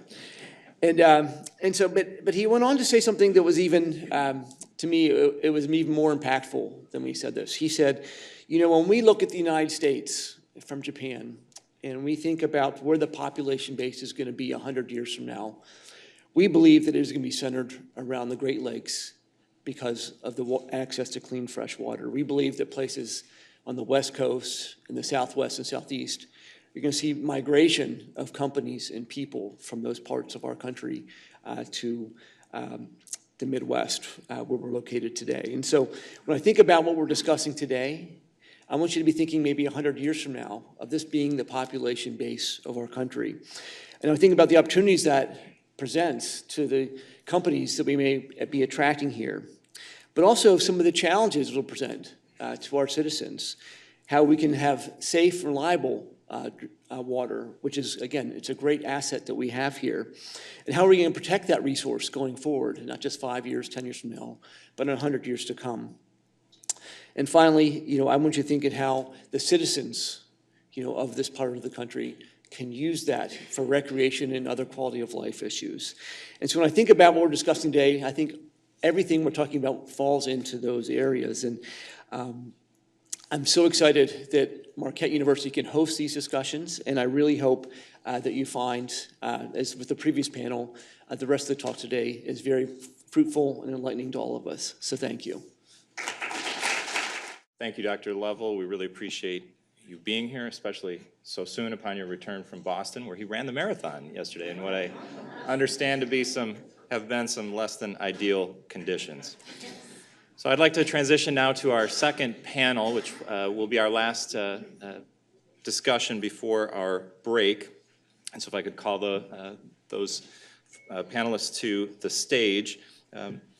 This session has to do with the challenge of providing a safe drinking water supply in megacities. A number of recent reports have highlighted the staggering costs ahead that will be associated with maintaining our water infrastructure.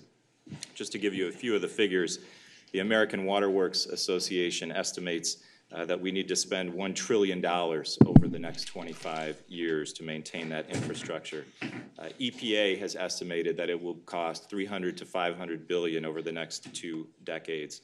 And that's not to say anything of the local dimensions of these problems, like lead lateral replacement.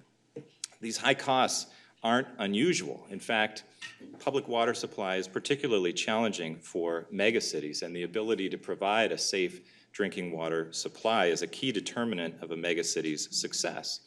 And according to some recent estimates that I've seen, the Lake Michigan water supply will be adequate to serve some regions of the megacity only until 2030. So we face some significant questions and issues. How can the Chicago megacity drive a revolution of smarter infrastructure and use some of the technology that we heard about during the first panel to better serve its citizens and ensure a stable supply of clean water far into the future for its citizens? And in particular, how can Chicago, Milwaukee, and other aging municipalities fund necessary improvements to decaying infrastructure? So this is where I normally would turn things over to the moderator, but that's me, so I'm just going to walk over to this stage. So I'd like first to introduce our panelists. To my immediate right, Randy Connor is the Commissioner of the Chicago Department of Water Management. He has more than 2 decades of experience in urban engineering and infrastructure. Commissioner Connor oversees a system that supplies water to more than 40% of Illinois' residents daily. It includes over 4,000 miles of water main and about the same amount of sewer mains, and 2 of the world's largest water treatment facilities. He oversees an operating budget of approximately $1 billion and a capital budget of approximately $750 million, along with over 2,000 employees. To my left is Dr. Sandra McClellan, a professor in the School of Freshwater Sciences at the University of Wisconsin-Milwaukee. Her research focuses on studying microbial communities in the urban environment and the implications that they have for ecosystems and human health. Her laboratory employs next-generation sequencing approaches to identify new indicators of pollution and pollution impacts, and her group uses those indicators to determine the causes, among other things, of beach closings in the Great Lakes region, and also to examine the impacts of some of these failing urban infrastructure networks that I mentioned. She's received funding for this work from the National Institute of Health, the National Oceanic and Atmospheric Administration, Wisconsin Sea Grant, and the Department of Natural Resources. And on Commissioner Connor's right is Jennifer Gonda, the superintendent of Milwaukee Water Works. She previously served as the director of the city's Intergovernmental Relations Division, which works to seek funding and promote Milwaukee's legislative agenda. She joined Mayor Barrett's cabinet in July of 2012 after unanimous confirmation by the Common Council, and she was reconfirmed in 2016. So won't you please join me in welcoming our panelists.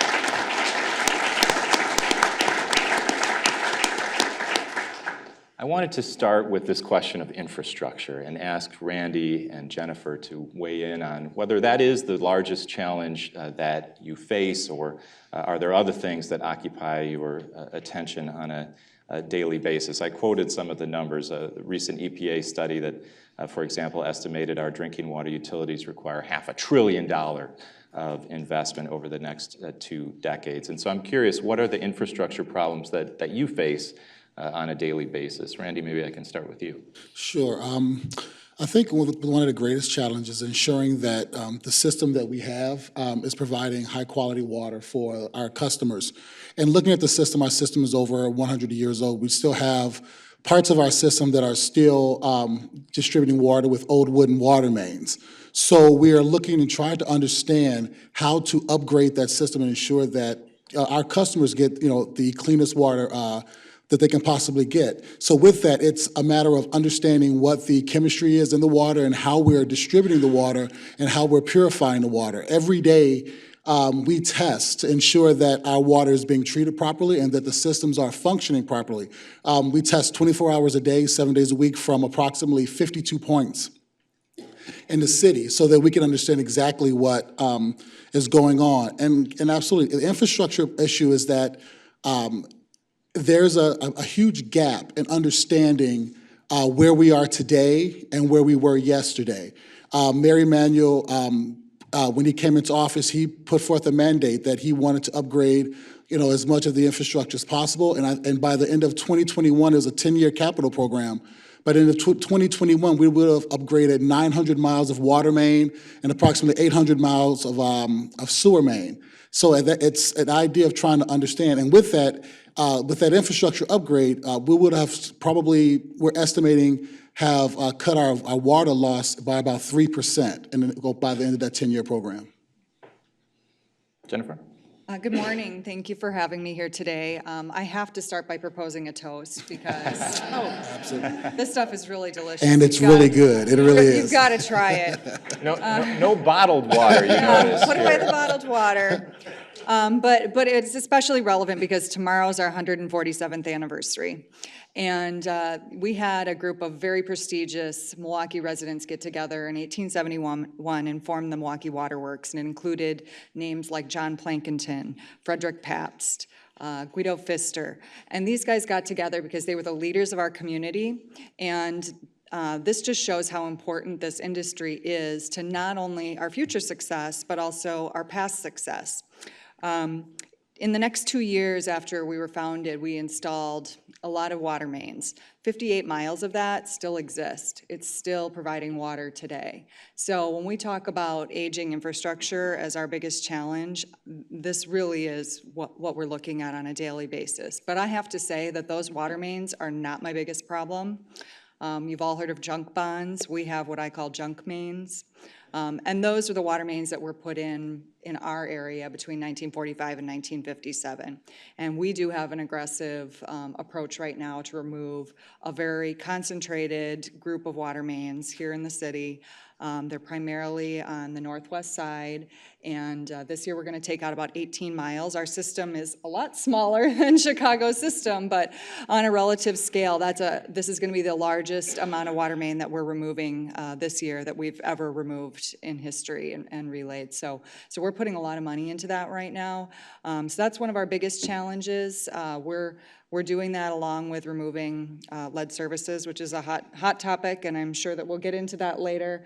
But it really does help us accomplish some other goals too, like reducing water loss, which is one of our other big challenges. We lose about 15% of the water that we treat into the system, so we're trying to get a better handle on that right now.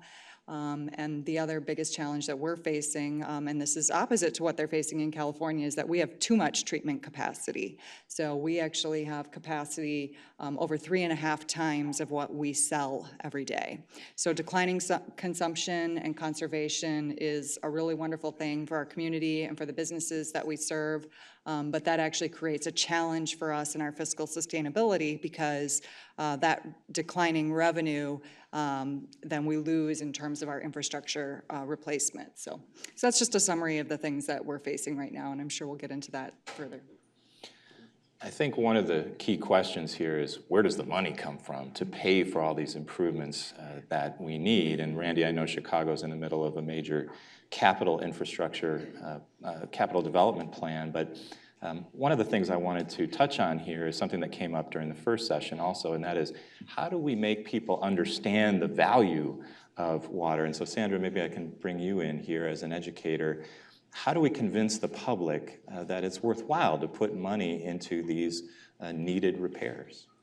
You know, I think when it's a national or an international problem, people feel very separated from it. But when the beach that you go to every day is closed, all of a sudden it makes a big difference. And I've seen in Milwaukee, actually, kind of the attitudes and the literacy about these problems change over time. And just coming in today, seeing Sharon Gann, I remember our first public meeting about South Shore Beach, 2001, very hostile crowd. Why is the beach closed? And these people were really invested in this issue because the beach that they could walk to was closed 68% of the time. And over the last, I would say, you know, at least 15 years, we've seen the literacy of the residents really change, where they start to understand, oh, if we, you know, put pressure on our neighbors to pick up their dog waste or not, you know, keep our beaches clean. I think when people have it in their own backyard, they start to take the ownership, and I think that's when they're willing to pay for it, whether it's through taxes or investments in the community. So the more we can do to give kind of real-life examples that really hit home and give hard data to say, you know, if you do this, you're going to have cleaner water quality. If you don't do this, you're going to have, you know, closed beaches or impact our sources on drinking water. When it's kind of this nebulous, we should do better, we should have cleaner water, I don't think people are really, really invested in it, either financially and also kind of emotionally willing to do something about it. Randy, Jennifer, are our rates where they should be? Should people be paying more for water? Begging yourself. Well, You're in Milwaukee, so you're okay. Yeah. well, you know, so you know, I'll say this, that you know, when I'm asked that question by, especially by residents of the city of Chicago, you know, I always go into this politically correct, you know, spiel about, oh, you know, we have the lowest water, some of the lowest water rates in the country, and you know, it's some of the best water, but the way I have to really get people to drive home is that. They always say, well, you know, water is free. And I always say, you're absolutely correct. Water is absolutely free. But you're not paying for the water itself, you're paying for the treatment and the distribution to ensure that you have safe water.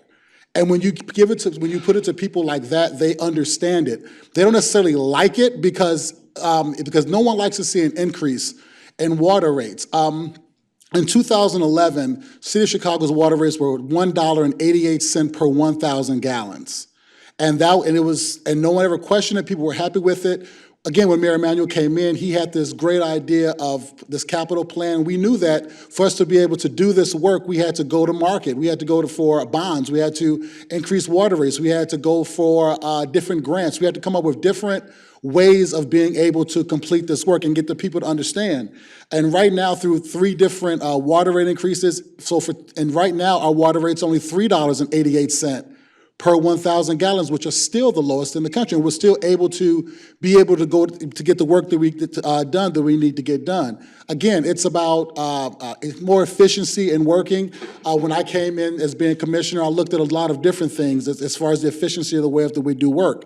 I looked at how we do the work, what we're doing the work with. One of the things that I noticed is that each commissioner prior to myself had a mandate, and the 2 commissioners prior to myself the mandate was pipe in the ground. The mayor wanted to ensure that we had a safe, reliable drinking water system.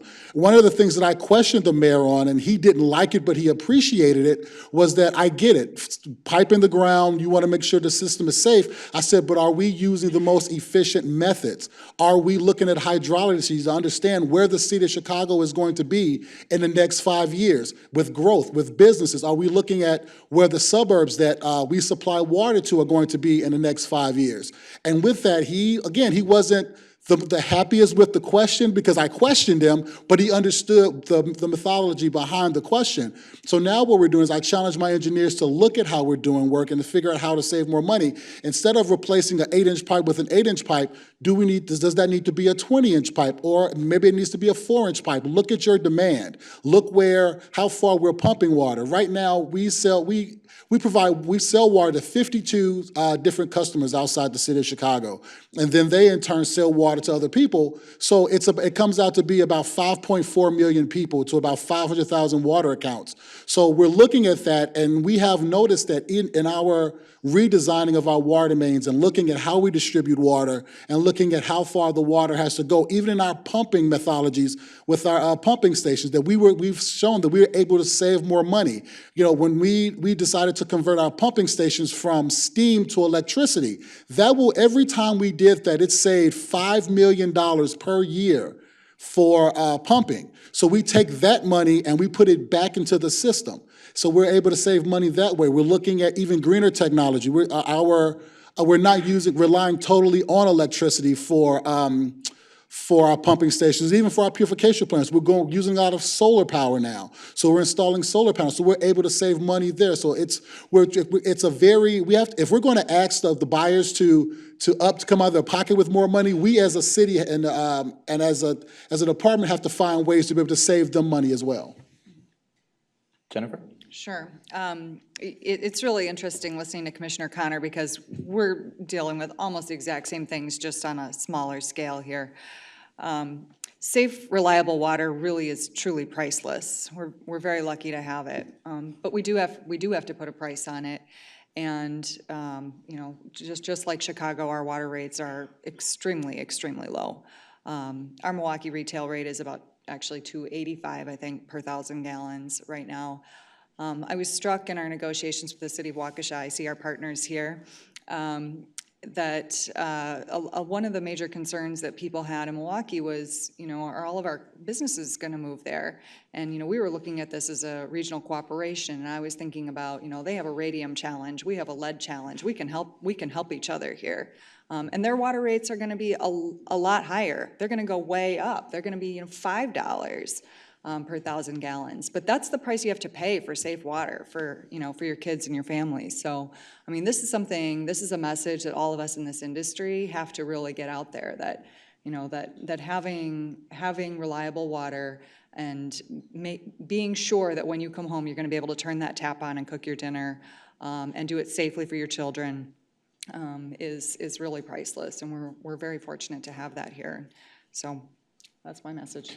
Let me turn to a couple of the subjects of the conference today, the first being Lake Michigan. And Sandra, maybe I can ask you about source protection and what Randy and Jennifer should be worried about or thinking about when we look at the health of the lake. We saw in Professor Franklin's report at the outset that many people think the lake is in worse shape now than it was 20 years ago. Would you agree with that? Yeah, I was actually surprised by that answer because from my perspective, I think it's we're getting better, and as we're removing sources of pollution and reducing things, I think it gets harder to get at that last 10%. That said, we're also increasing the pressure on the lake. So as we make gains in some of the legacy areas, we're adding new sources. So I think that that slice of what we need to fix or remove is about the same slice, that recalcitrant 10%, but the sources and what we're worried about is changing. And I think it's really tied to the pressure we put on with population and urbanization. When I started doing our research on sources, we really were looking at, you know, the historical classic sources, sewage overflows, even wildlife waste, egg runoff coming down the Milwaukee River. And really, you know, about a year or two into it, we realized, oh boy, those stormwater outfalls are probably our biggest concern. And they weren't on the table traditionally. That should be relatively clean water falling from the sky, hitting the rooftops, going underground, and maybe some sediment and some things washing off the land going into the rivers. That's not what we find in stormwater. We find the leaking infrastructure from sewer pipes, just like the drinking water infrastructure has challenges and it's old. Our wastewater infrastructure is old. We have 6,000 miles of pipes in the city of Milwaukee, and in any given area, we can find whole city blocks that are leaking. About 30% of the outfalls that we test in the dense areas have some kind of sewage leaking. And that all goes down the rivers, into the lake, and into the drinking water intake. So I think we're always challenged to keep those sources clean, and we've seen as we develop and as the city ages, what we need to pay attention to. Sure, still includes the ag runoff and still includes the sewage overflows, but now, and as we clean those sources, we really need to pay attention to kind of these 1,000 pinhole parts in the system and the continuing development on top of the old development. Randy and Jennifer, what concerns you about the source, Lake Michigan? What monitoring efforts do you engage in to make sure that it's safe to draw water from? So, we're always concerned about just general runoff in any situation, whether it's from a parking lot or wherever the case may be. What we realized is that the city of Chicago is just a huge parking lot, basically, and we don't have a lot of green space.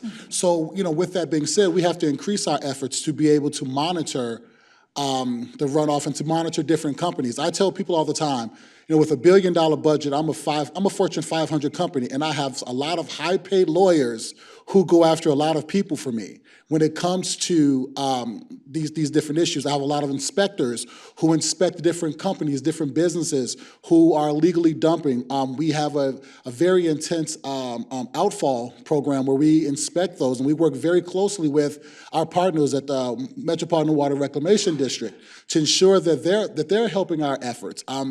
Again, we test our water 24 hours a day, 7 days a week. My labs are open. I have a full complement of chemists who are there 24 hours a day to ensure the safety of the drinking water. But then also with the supply, it's also about, again, as someone said, it's about the education and getting people to understand what that runoff is and how it affects the system. And with that education happening, we've taken on a much more aggressive education piece to be able to teach companies who come in. We've changed the different ordinances to ensure that the conservation efforts are there, that people are keeping their storm water on their property, and it's in a case of being reused. So we're coming up with a lot of different ways of being able to monitor this and be able to educate people. Jennifer? Yes, agreed. We're monitoring for over 500 contaminants every day, and we're monitoring our raw water, we're monitoring our treated water, and I think our consumers here in Milwaukee should be confident that we are providing safe treated water. We're of course, concerned about the condition of the lake. It's a lake that we share. I believe Chicago has also joined us in a new initiative called the Source Water Initiative, which is a group of water utilities who surround Lake Michigan, who have gotten together to start talking about these issues and the trends that they're seeing. For instance, are we seeing elevated levels of chloride? And we are. These are things that we all need to keep an eye on together because we're not unique in using this body of water for our purposes. So we're keeping a close eye on it. I'll give a shout out to my water quality manager over here, whose team of 21 individuals monitors it every day. And we feel confident that we're doing a good job of that, but our water's only as good as the source that it comes from.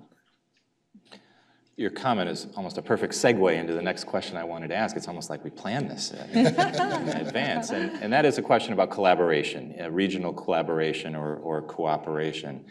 Is it happening with respect to water utilities in the region, or is there more that can be done? I think there's always more that can be done. There's always room for being bigger and better. I'm relatively new to the water industry. I've been in the water industry for 10 months, but within the 10 months, I had to hit the ground running so I could really understand what we were up against and what the challenges are. I think that, in conferences like this, talks like these, and different conferences across the world, across the country, you're able to learn and you're able to see what other people are doing. Again, it's not about what's Yes, the Great Lakes has a unique situation, but it's also a time when we can't sit back on our laurels and think that that water source is always going to be there.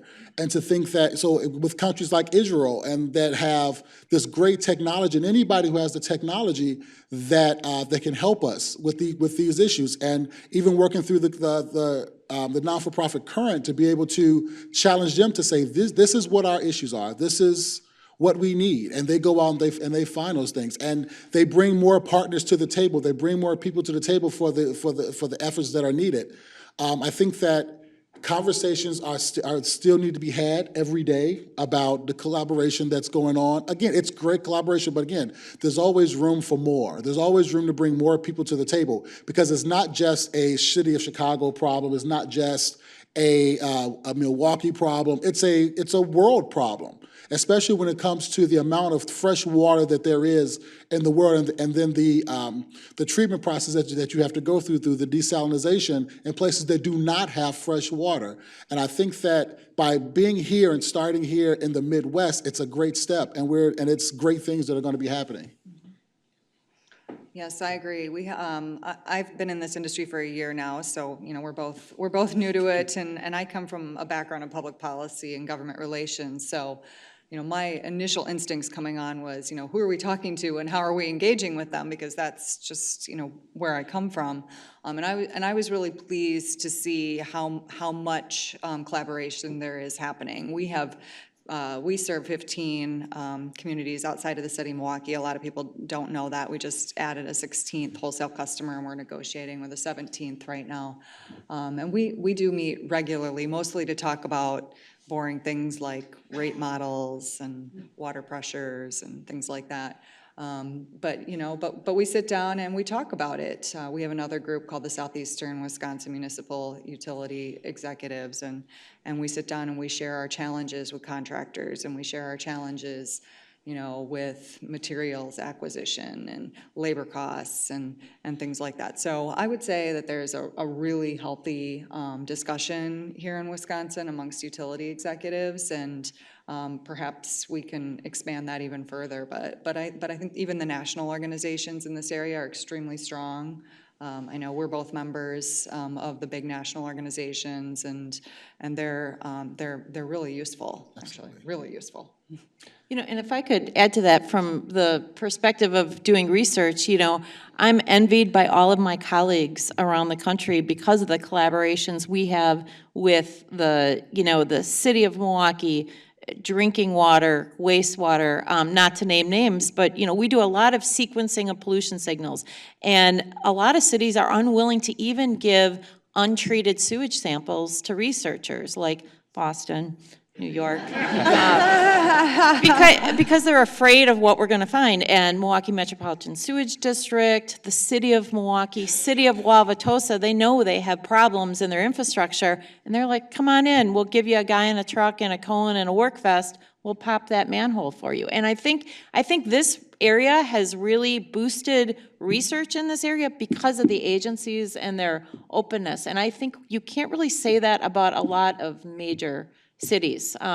So I think that has really been just given us an advantage. I think in the kind of science we can put it out to other cities that can't study those problems in their cities because they don't have the collaboration with the agencies. If I can add Sure, that. of course. So one of the key things that I believe in, and you just mentioned, is about transparency. And, and being transparent, it brings light to a lot of different issues issues that people do not want to deal with. If there are issues that people know are there, but again, they don't want to deal with them because they're afraid of what's going to come behind that. But I challenge the people that work for me, be totally transparent. What we provide is clean drinking water, and I want to know as a consumer that when I go home and turn the tap on, that I am being provided just that, what I am paying for. And I think that the transparency, if us as the provider are transparent on what we're doing, then the people that the communities will be transparent as well, because even as we're being transparent and trying to get people to understand how important the clean drinking water is, there are still residents and customers, as you said, that are not transparent when it comes to testing, when it comes to letting us in to be able to test their water, make sure that, there's nothing that's going through the system that's contaminating water to our customers downstream. Again, we provide water directly, sell water directly to 52 different suburbs. But that water is then, it comes out to be 125 suburbs outside of the city of Chicago that receive water through our system from Lake Michigan. So we've even challenged them, as our water goes through our system and gets to their system, that there's this ordinance in the city of Chicago that talks about once the water leaves our system and it goes through the valve and it goes into the suburbs, that we're not responsible. And what I've stood up and said is that it's not that we're not responsible, but we have a responsibility as human beings to those people, even though it's on them, to ensure that they're getting clean water. So I've challenged them to let us come in, let us test, let us understand, let us see what your system is doing, let us help you. We understand that you're a suburb of 10,000 people and you may not have, the economy or have the money, the funding to be able to upgrade your system, but at least let us lead you in the right direction. Let us do the research for you. Let us use our partners. Let us use, to be able to do the research and to be able to get you what you need. To follow up on that, with both of you here, I did want to ask a couple of questions about lead in water. And nope. Yep. And it's a problem I know everybody is facing in older cities across the country. We've seen the numbers, something like 75,000 lead laterals in Milwaukee and maybe 400,000 in Chicago. We know that there's no safe level of lead in the bloodstream or in drinking water, and yet the cost to replace all of those laterals would be astronomical. So what are you doing? What's the plan to try to address this issue from a public health perspective? So to be very, again, open and transparent about this, we in the city, we're looking at it. We do not necessarily have a definitive solution at this point, but what we do offer is we offer free testing. If a resident feels that they want the water tested, they can call our 311 system, which is our citizens request system, and request a test kit, and then they can fill it up, or we can come out and do it for them, and then we will send that kit out for testing. Once we get those results, we contact the homeowner, and we come in and say, okay, this is what we found. This is what we think that as a city of Chicago that we can do at this point in time, and we start to point out different things within the home. For instance, we found that a lot of the service lines, they weren't grounded, so there was electrical problem. There's, just little things that they can do. We point out different things within the home plumbing. In the city of Chicago, the service lines its ordinance they're maintained by the homeowner. So we're trying to figure out and work within that ordinance and understand from the state legislature what it is that we can do. The reality is that there's no money to be able to replace these service lines, and you can't necessarily put it on the homeowner because it was mandated over 100 years ago, but it's not necessarily a municipality problem because of the ordinance. So it's a matter of, again, getting all the lawyers in the room, getting the public health people in the room to understand what this problem looks like. Again, as we're changing out our water mains, if we have the ability to do some upgrade on the service, we will. We're trying to actually figure out how if we install a water meter, we're already in there. We're already doing different things. Can we, change out the service line with the water meter? And once we do that, what does it look like? I mean, and we're looking at, again, we're testing to understand these levels. We test pre-construction. We test post-construction, and we test up to 6 months after the water main has been replaced or the water meter has been installed. Again, it's not an issue that everybody wants to talk about, but it's something that's out there that we have to deal with. And and I'm looking at our partners to be able to help us in the city of Chicago because, again, we have over 400,000 services that are lead, and we're trying to figure out what it is that we can do and still be able to maintain the level of maintenance. Because the reality is that if you start replacing the service lines, something else somewhere else suffers. And who makes the call on what that is? That's way above my pay grade, so it's just one of those things. So it's a matter of, again, just the partnership, the collaborations. I was just speaking to Jennifer that after this I want to have a conversation because they're doing great things with the service lines. So I need to understand what they're doing and how they're doing it, how they're funding it, what are the legal battles, what are the legal challenges with people who won't let you in their home. That when you connect from the main to the house. Are you really getting rid of all the lead in the water? I mean, there's a lot of questions that people have not answered, but yet they want this done. And opposed to running out there and doing all this work and spending millions and billions of dollars to do it, and it doesn't accomplish what you're looking to accomplish, and then you have to come back and redo it again, it doesn't make sense.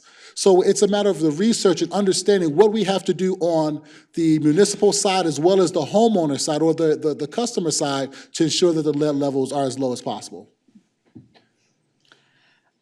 So 25 years ago, crypto changed the way that we treat our water here in Milwaukee. And 2 years ago, our acknowledgement that lead is a challenge that we have to deal with has changed the way that we maintain our distribution system. We have taken a slightly different approach from Chicago, which we are going to discuss later. And the approach that we've taken here in Milwaukee is to address high-risk and vulnerable populations, high-risk situations and vulnerable populations. So when we're doing construction that affects a lead service line, when there's a leak or a disruption to a lead service line, or if we have a vulnerable population like a child care, we're making sure that we address those situations and we take the lead service line out. We can't do anything about the private plumbing within the house, but we can take the lead service line out, even though we only own half of it. And we've done that by imposing a mandate on our residents. And I got to tell you, not all those residents are really excited to see us when we knock on the door. They really aren't, but a lot of them are. And when I took this job, I told my staff that when it comes to this issue, I'm going to practice the mom test. And that means that everything that we do around it is an abundance of caution. If it doesn't feel right to me, and if it's not something that I want to give my kid, then we're going to take it out. And that's just the way that we're dealing with it. So it's an extremely expensive problem. It's an extremely complex problem. As the commissioner just said, there are so many different facets to this. It's 10% of my budget, and I spend 90% of my time on it.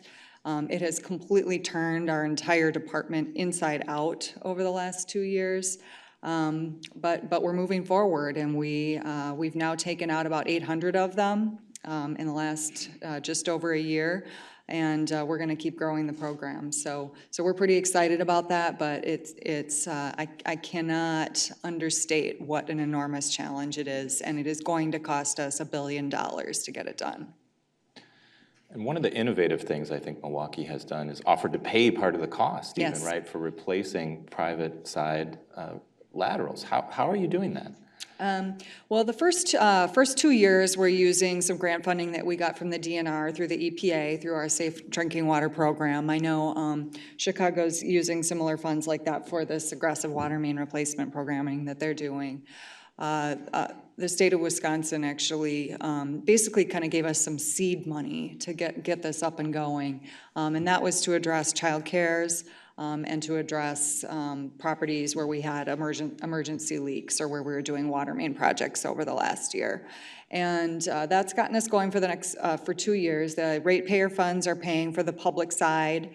The grant funds are paying for most of the private side, but the homeowner pays for $1,600. And that $1,600 is payable over a 10-year special assessment.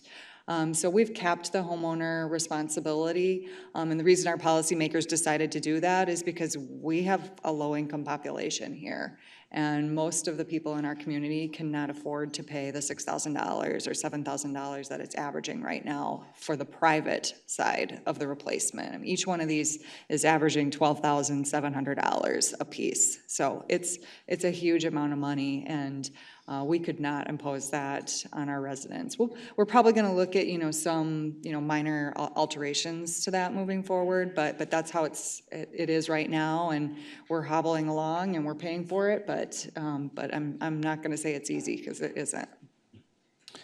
I want to ask Sandra one last question, then I'll open it up to questions from the audience for the last 10 minutes or so of our panel. We've talked a lot about collaboration and cooperation, and part of that includes, of course, academic institutions, but especially now, we often hear that science and policy aren't meeting. It's difficult to translate scientific research and academic results into policy change or results on the policy side. Have you seen that with your work or generally, and how do we work to resolve those problems? This is actually something I think a lot about, and I had a few discussions this morning over coffee about it. In some cases, we've done a lot of science around an issue, but yet to get it to where we're actually changing the situation, it's not the scientists who are going to redesign a beach or implement a testing program in a municipality or even come up with the tech solution. We have to put the science out there, and then the implementers need to pick it up and do something with it. And I think a lot about, how do we do that better? How do we communicate that better? We spend a lot of time trying to communicate our science and do that effectively, and sometimes it doesn't go anywhere. And a great example is South Shore Beach, which for 18 years we have said, here are the issues. And I think a lot about what are the stumbling blocks, and I think it comes down to three things. First, it always comes down to money. There just simply aren't the resources to do it. And that's true for a lot of environmental issues, and that ties into your first question. How do we get people to care about things? How do we value those costs?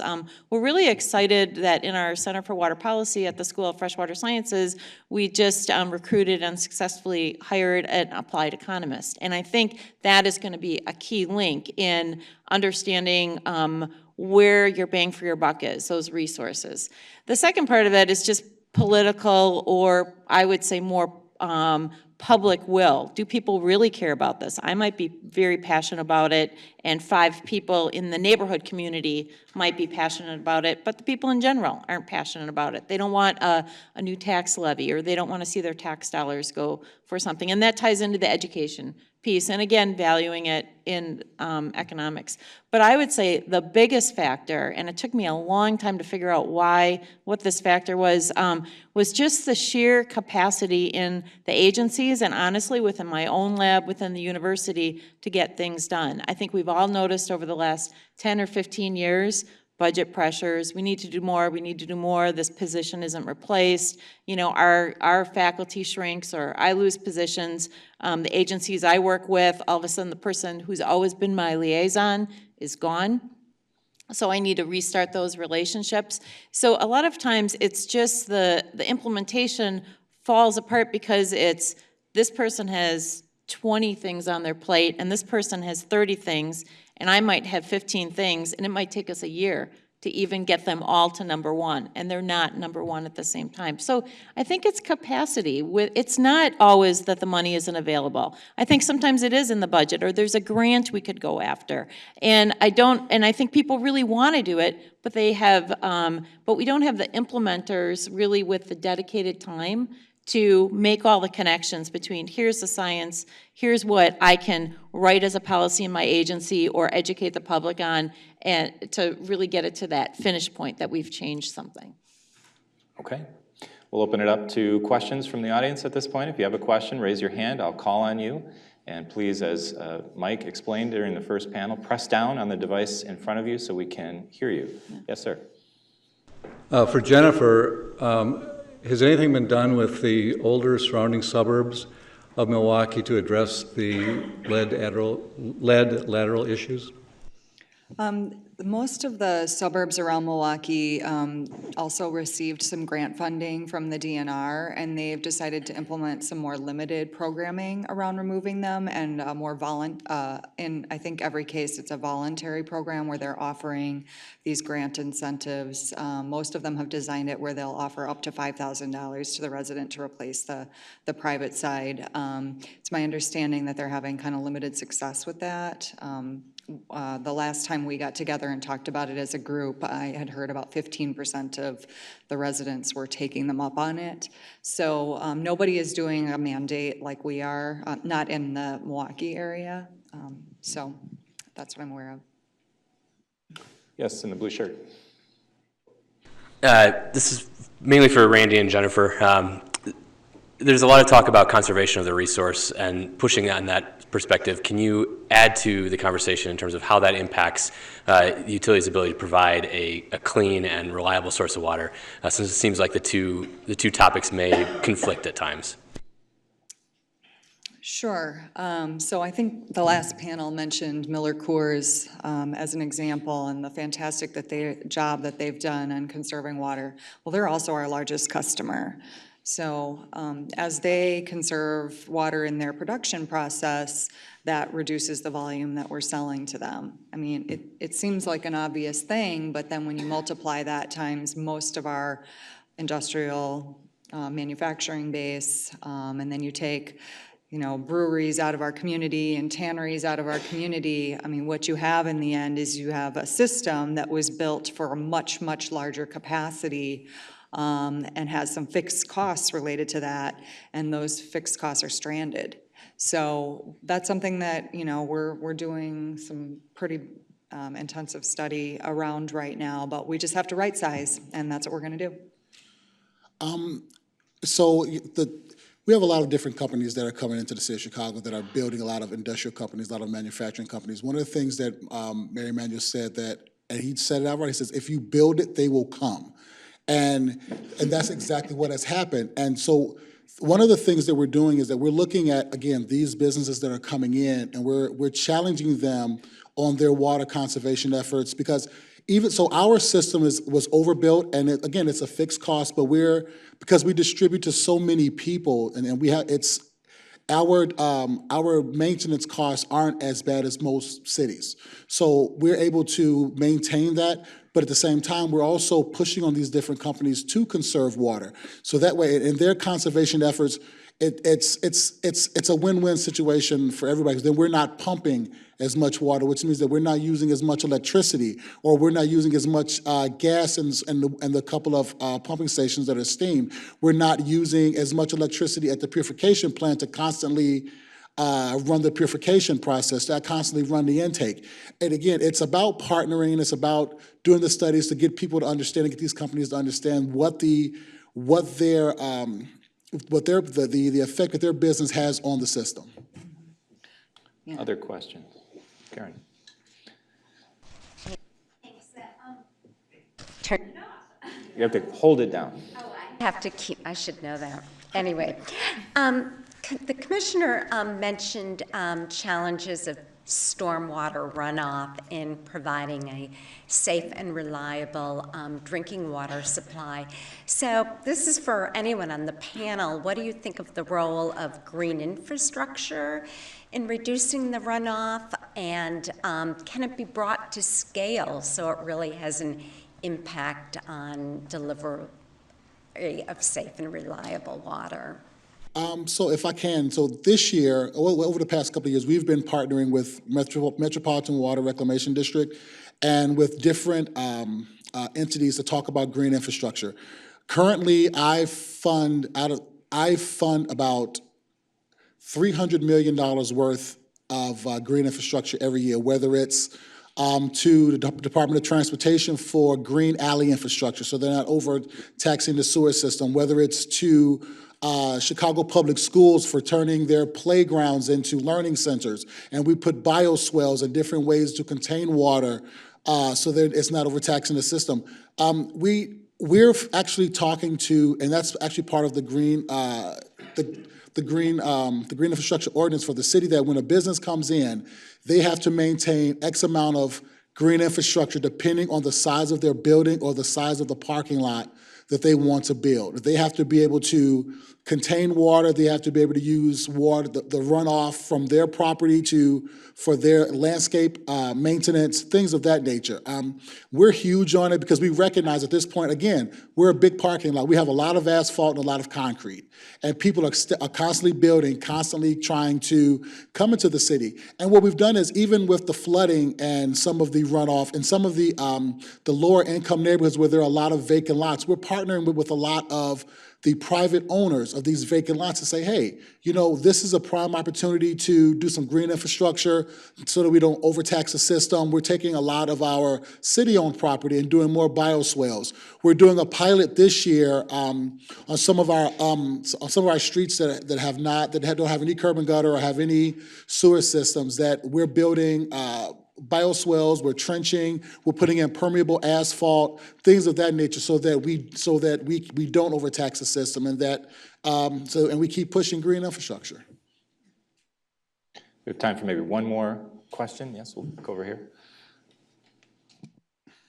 A couple of $1 million or so could buy filters for the kitchen faucets in the Milwaukee homes with lead service lines, and probably a couple of $1 million in addition to train an employee to get all of them installed.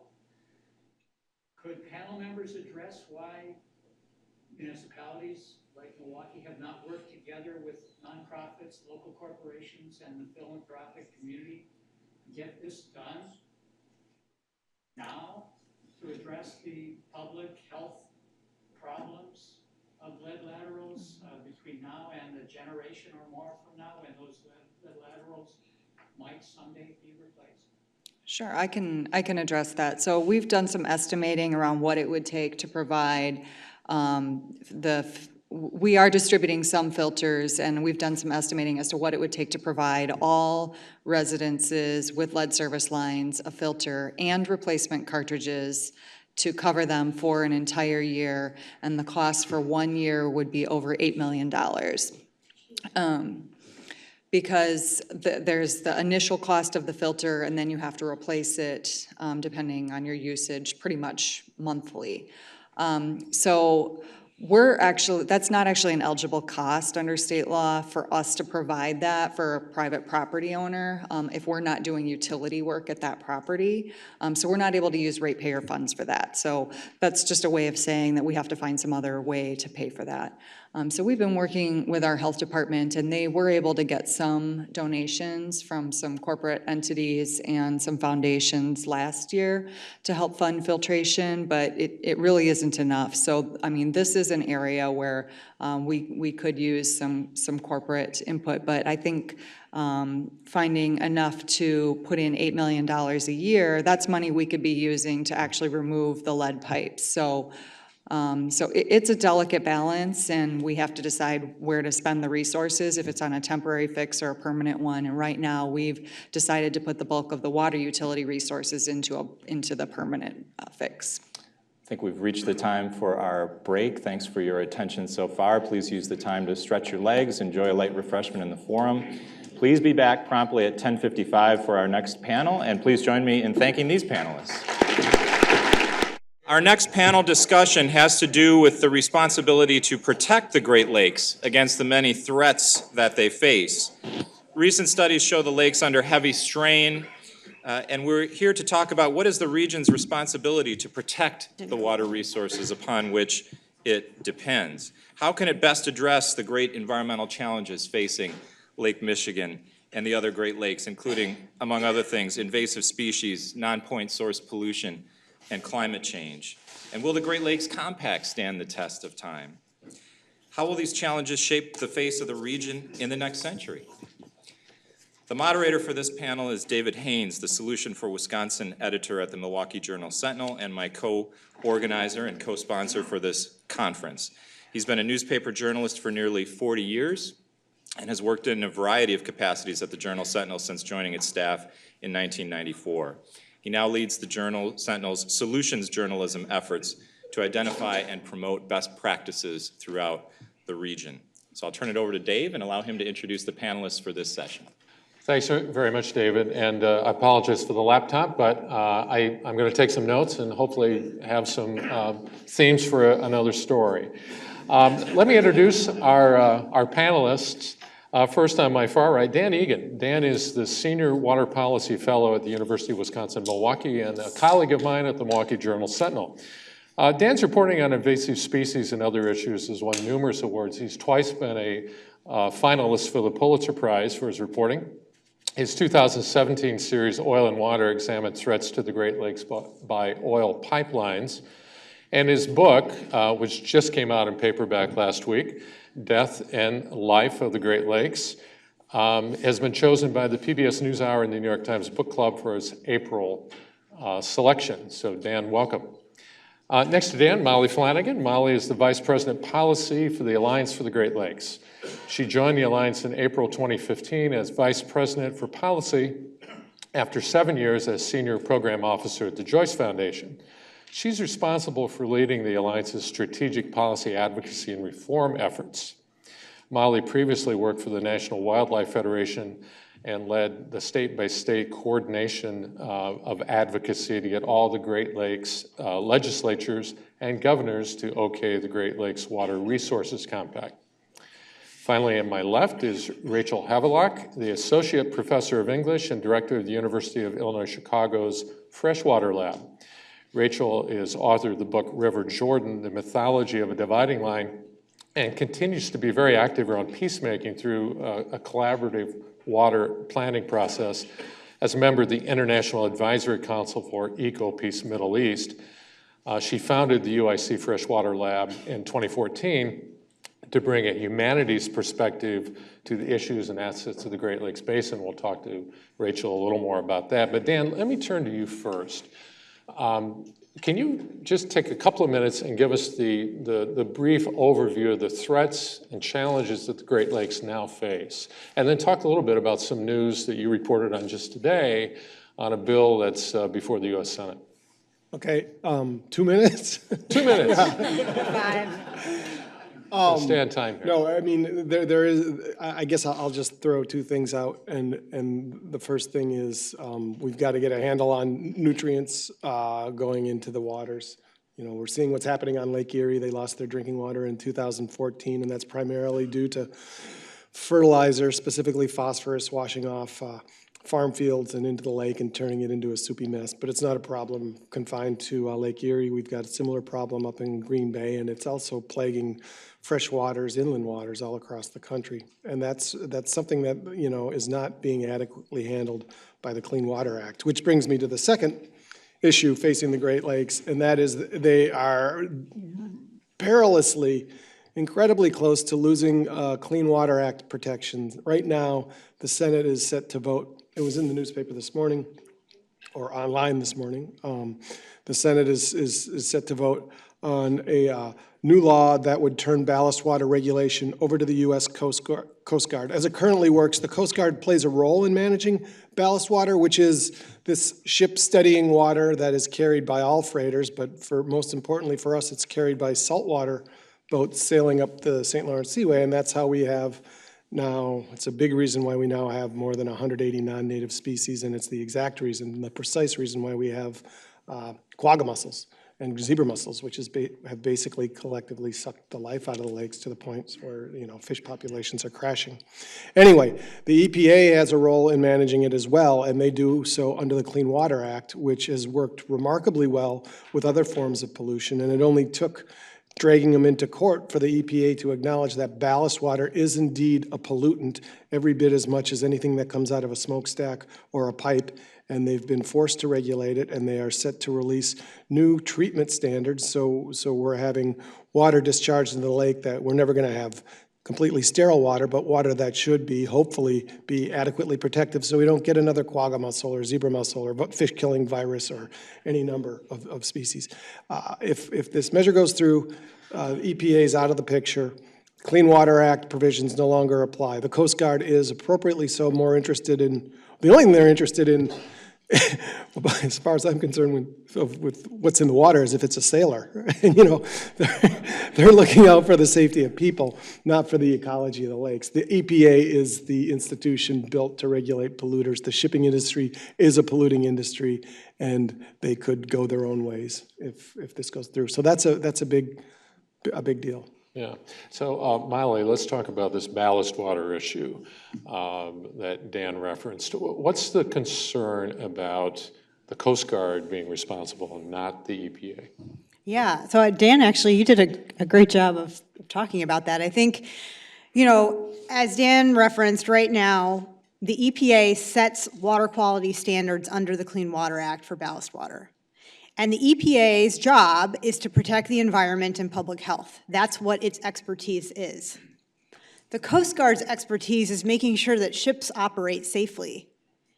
And so this marriage of these two agencies, where one makes sure that the standard is protective of the environment and public health, and the other, the Coast Guard, makes sure that technology is safe and functional aboard ships, actually makes a lot of sense.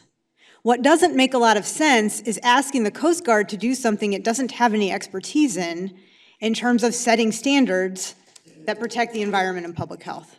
And so by removing EPA from the equation, we risk rolling back environmental protections in the Great Lakes region and across the country. We risk losing the ability for states to add additional conditions to protect their waters. We risk the ability for each of you to potentially bring lawsuits if the shipping industry introduces new invasive species to the Great Lakes. So the Clean Water Act is really, you know, it's a bedrock protection for the Great Lakes and for waters around the country. And so, you know, the only reason to turn those protections over to the Coast Guard is because that's what the shipping industry is asking for. Rachel, any thoughts on that question? Well, I think that this is part of a larger system, and the larger system, we should just use the name privatization. There is a fundamental tension between surface water, like the Great Lakes, which is our commons. It's held in public trust for the residents of the basin, for future generations, and for the ecosystem. It belongs to us. Now, we heard excellent panels before because the "it belongs to us" question also comes with it. How do we afford to deliver it to users, be they commercial or residential, in a clean as safe a way as possible? This is doubly challenged because municipalities are losing money, and exactly as municipalities lose money, we are increasingly providing corporate welfare. We are subsidizing the corporations that use the water to turn a profit, whether this is Foxconn or Nestle or the proposed Aquila Resources proposed mine on the Menominee River. So we are providing our public resource, our great public asset of surface water. We are turning over our tax money to industries which don't have the public interest at heart.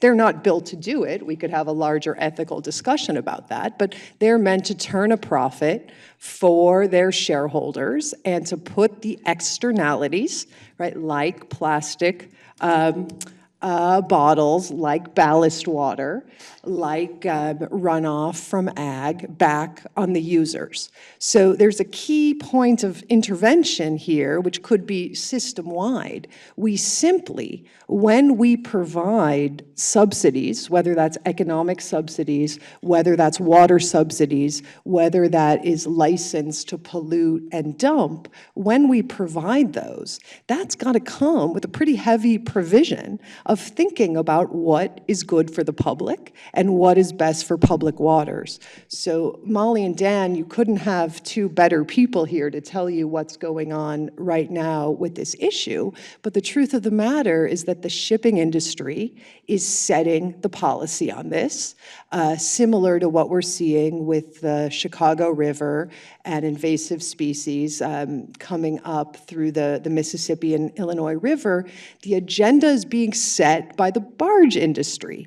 And the barge industry is working very closely with governors, with the federal government. So at the same time that we absolutely have to be demanding that bedrock protection of the Clean Water Act, we've got to really ramp up how we think about public trust law and what is our longer-term vision for development and growth and use of Great Lakes water that's actually good for historic communities in the basin and for those people whom we hope to attract through the water.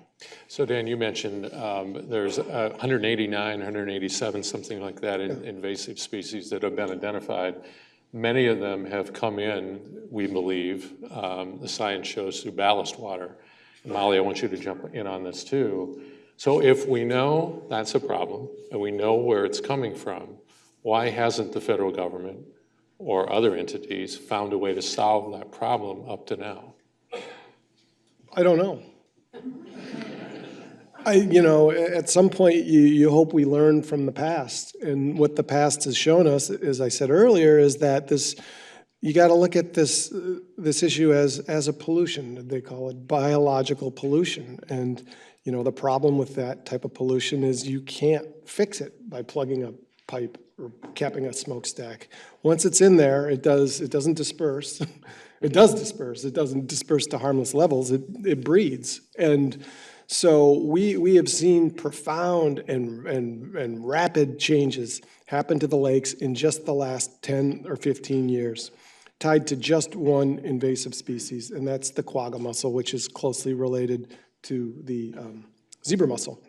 And it's not just kind of a change in the name of things that are living in the lakes. This is so fundamentally changed the way energy flows through the lakes that somebody could write a book about it. In fact, that book is for sale. No, but just a couple of quick examples. Zebra mussels are implicated in, I spoke earlier about the poisonous water in Lake Erie.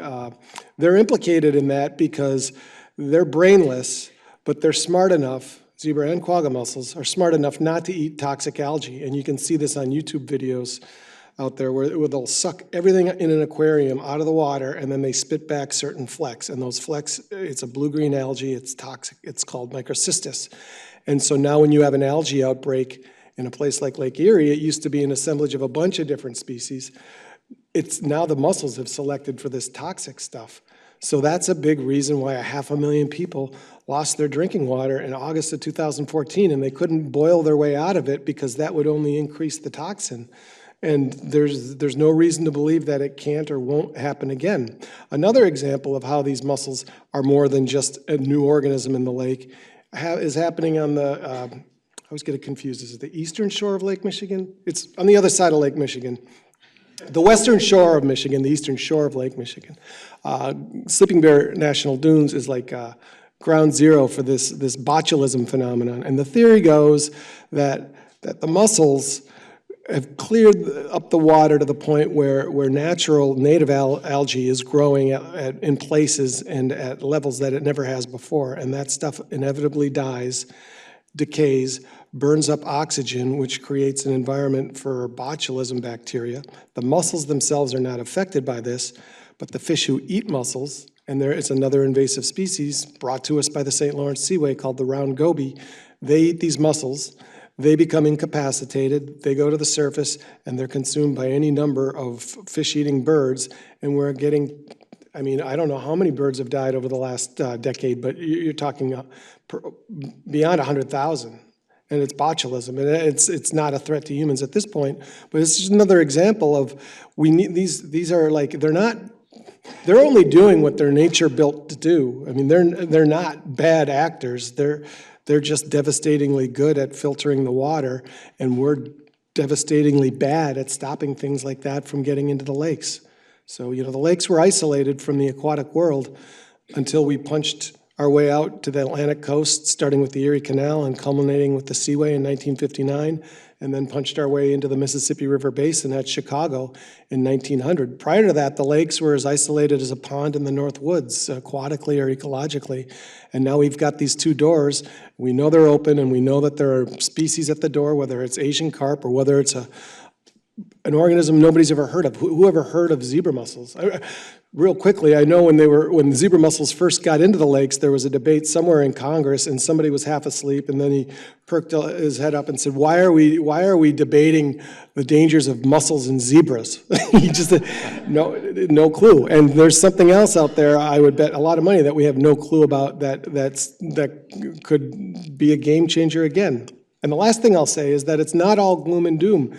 We are seeing a kind of a natural balance take over, particularly on Lake Huron. It's kind of like all eyes on Lake Huron right now because while these mussels do deliver, these gobies do deliver botulism up the food chain, that's not always the case. They do provide a service in that when they eat mussels, they unlock all that energy. Plankton levels on Lake Michigan at critical times a year now are at 10% of what they were before the mussels came, and that's the bottom of the food chain. So everything above is going to suffer because all that energy is locked up in these shells. Well, the gobies are eating the mussels because their nature built to do so. They came from the same place as the mussels. And now anything that can eat a goby is doing all right. And we're seeing lake trout recovering. We're seeing whitefish, which aren't even piscivores, which are fish-eating fish.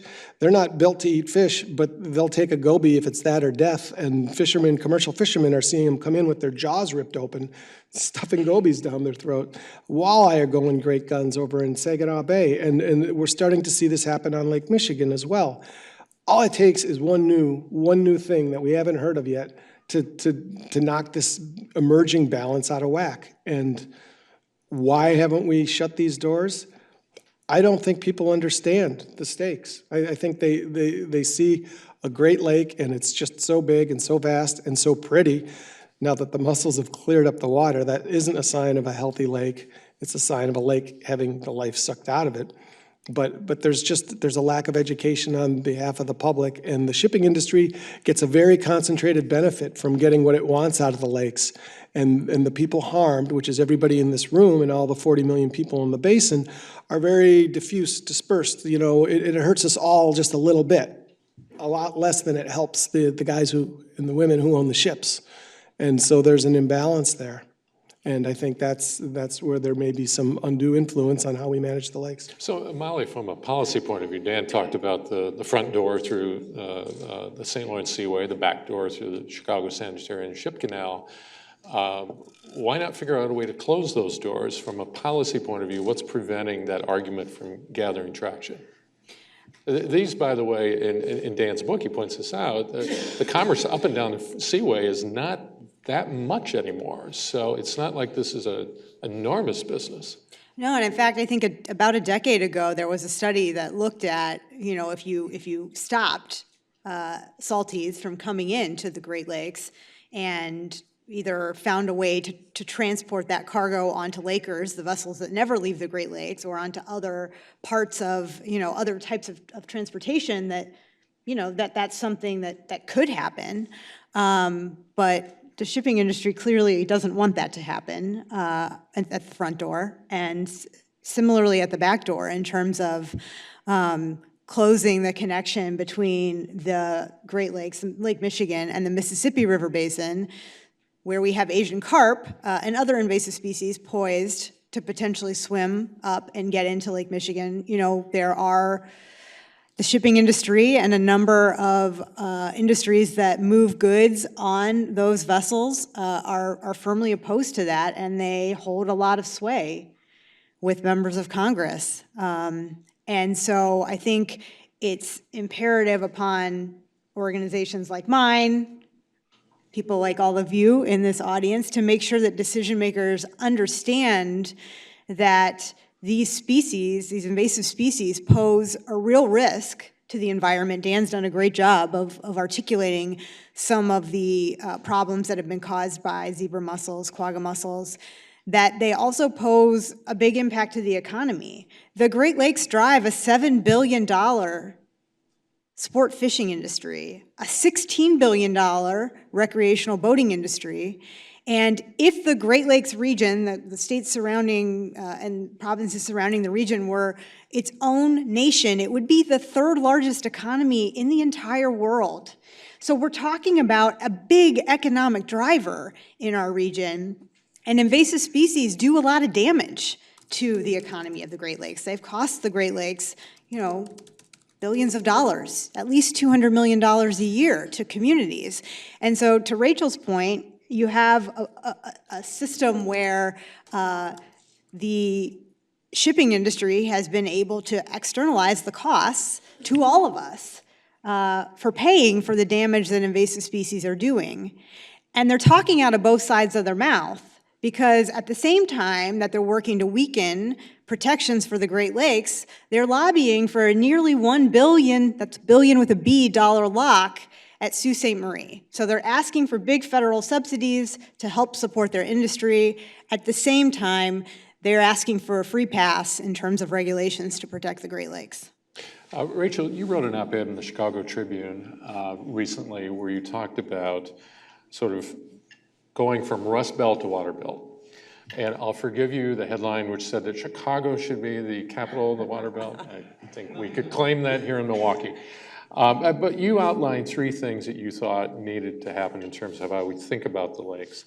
I wonder if you could talk about that. And then talk a little bit about, too, how you're marrying up the humanities with science at your institute at the University of Chicago, Illinois, Chicago. Okay, great, thank you. I'll start with this Rust Belt to Water Belt image that I outlined in the op-ed, and this case of the shipping industry, to continue our conversation, is a perfect illustration. The profits rendered by the current barge and shipping industry through the Great Lakes is negligible. Meanwhile, what's going down these barges? Well, in many cases, we're looking at the old and I believe soon to be outdated products of the Rust Belt. We're looking at coal, we're looking at pet coke, which is processed, it's kind of the dregs of tar sands oil, right? We're looking at certain metals and steels, right? Things that are likely not going to be manufactured from scratch for that much longer as we move towards a reuse economy. So when we think again about the Chicago River, the Chicago area waterway system, which is this highway for invasive species, we're having our policy dictated by these industries. And who are some of the biggest users of the barges? Well, it goes to Koch Industries and to Exxon Mobil. So we're seeing the setting of policy on this point. Well, what's an alternate vision for thinking about the Chicago area waterway system that fuses together the Mississippi Basin and the Great Lakes? We've got a remarkable opportunity to look to reuse. Right, there are, and Commissioner Connor could give us actually some numbers, but there is a tremendous amount of wastewater, partially treated, sent down the Chicago River, down the Illinois River, down the Mississippi, and where does it end up? In a growing dead zone in the Gulf of Mexico that some have said is the size of the state of Texas. Well, first of all, why in an era when the country and the world's water geography is shifting so rapidly, are we not reclaiming that water, treating it to use, and making that available for agriculture and industry? Everyone who's been up here today is talking about the change envisioned by the Great Lakes Compact, that people would come to this region to make things, to grow things. And I think that's absolutely right. That's the water belt. We should be, on the one hand, developing a beverage industry, water-based drinks, right? The Napa Valley of North America with water-based drinks, but we certainly shouldn't be subsidizing a Swiss multinational to extract the water, to put it in plastic bottles, to put the plastic bottles back on municipalities to deal with. Why in the world aren't we subsidizing ourselves to make water-based drinks? And doing the R&D for packaging that doesn't end up as microplastic in our water, in our bodies, and in our beer, right? There's one of these moments. So if you take this whole question of the Chicago area waterway system, we should be treating that water. We should be making that available to agriculture. When we bring new agricultural enterprises in, we should mandate you use our recycled water, right? When big plants come, we make that available. So the difference, a Rust Belt vision is shipping a lot of pet coke and coal down a waterway system that's a highway for invasive species. A water belt looks at a massive reuse, closing that cycle and paving the way for smart use of that water. And I'll stop there for now and maybe fill in the stories a little bit later. Okay, that sounds good. Hey, Dan, in your book you write that we may be seeing on Lake Erie a natural and public health disaster unlike anything this country has experienced in modern times. That has to do with runoff. Yeah. That is a lot of it coming from my old area of the country, Indiana, the Maumee River Valley. Talk a bit about that and what the challenges there to fixing that problem are. Well, as I mentioned earlier, one of the problems with ballast water was that it wasn't covered by the Clean Water Act, and it took taking the agency to court to get them to agree to manage ballast as a pollutant. And it's a similar story with farm runoff. When we got the Clean Water Act, they were really going after pipes and smokestacks, and they did a great job with that. It's a lot more difficult to manage what seeps off a field, and that's what's happening right now in Lake Erie and in waters all over the Great Lakes and all across the country. And the Clean Water Act doesn't address this non-point source solution, even though it's very apparent that it's doing great harm. Just recently in Ohio, I gotta see if I get this straight. The Ohio EPA finally acknowledged that the waters of the western basin of Lake Erie were indeed impaired. I mean, I don't know if you've been there in late summer, but there's signs, don't swim. If you're there at the wrong time, there's signs, don't drink. If that's not impaired, I don't know what is. So the question is, what's the solution? Do you stop farming? Of course not. But maybe you rethink the way you're farming and what you're farming and why you're farming. Some 40% of the corn that we grow in this country ends up in our fuel tanks. And a lot of it is grown, a lot of corn, I don't know what percent of the corn production in the U.S. would be in the Maumee Basin, but it is corn central. And you can see ethanol plants down there as well. So it's just this, I think, again, you ask, why is this happening? And I don't know. I just don't think people understand because, ethanol is not a net benefit economically or ecologically, but it's a very popular program with, a very influential group of people. And we're poisoning our water to put this not so smart fuel in our tanks. And this is like something right out of a Dr. Seuss book. You could see the cartoon. So Dan, are we likely to see more problems with drinking water like we saw in Toledo 3 years ago, 4 years ago? Not here. I don't think that Milwaukee's got that problem. Green Bay does have its own dead zones, but Green Bay, my hometown, they did a number on their own water a long time ago, and so they get their water, they pipe it from Manitowoc. Or there's two pipes, and the suburbs got one pipe and the city got one pipe. They couldn't agree on who was going to pay for what, so they each built their own. So they get their water from Lake Michigan. So I don't think over on this side of the lake we have to worry right now about these toxic blooms taking out our water system. But you never know, and the mayors met back in September of 2014 at the Shedd Aquarium to kind of do an autopsy on this disaster that really wasn't like, even the awful crypto outbreak that we had, we didn't run out of water. You could boil water, and in Toledo, they were out of water on the grocery store shelves in Ann Arbor by like 7 in the morning, which is an hour away. The National Guard brought in baby formula, pallets of baby formula. It was just bizarre that here we are, a first country world, living on the world's greatest set of freshwater lakes, and people have to get saved by the army to get a drink of water. So yeah, I mean, it's gonna take rethinking. We had algae. I don't want to drone on too long here, but we had algae problems back in the 60s.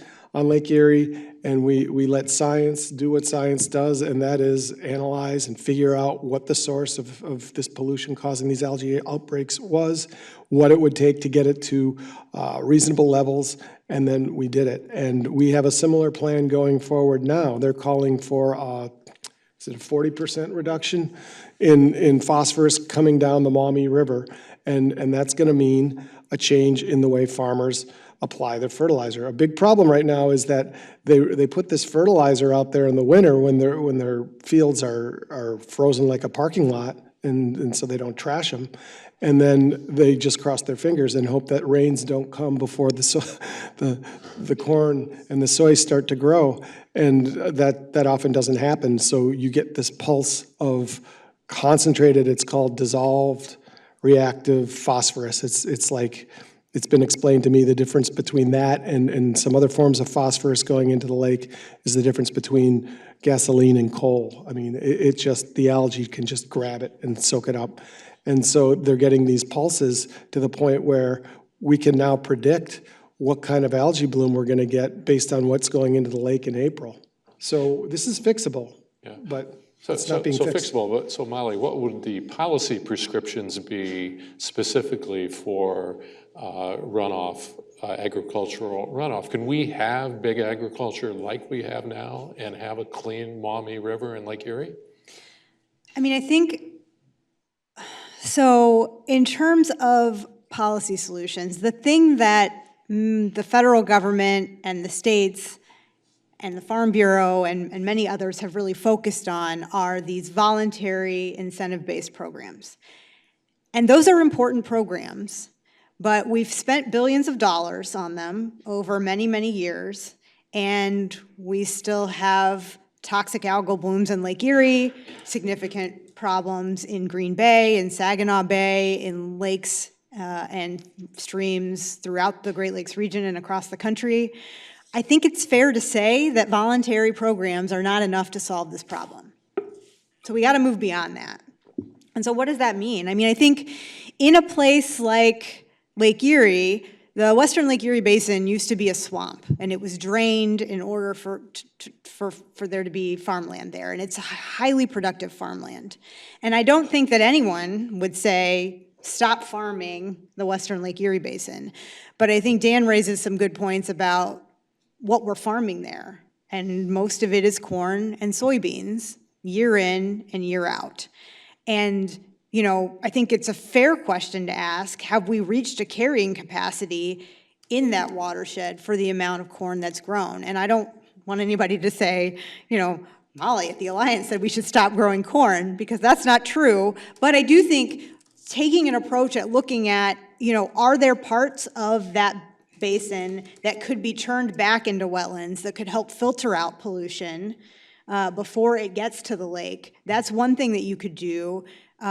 Where it doesn't require necessarily taking massive parts of the basin out of production, but more targeted areas out of production that could be basically used like almost like a mini wastewater treatment plant, but a natural one in terms of filtration. I also think it is going to require additional regulation of agriculture.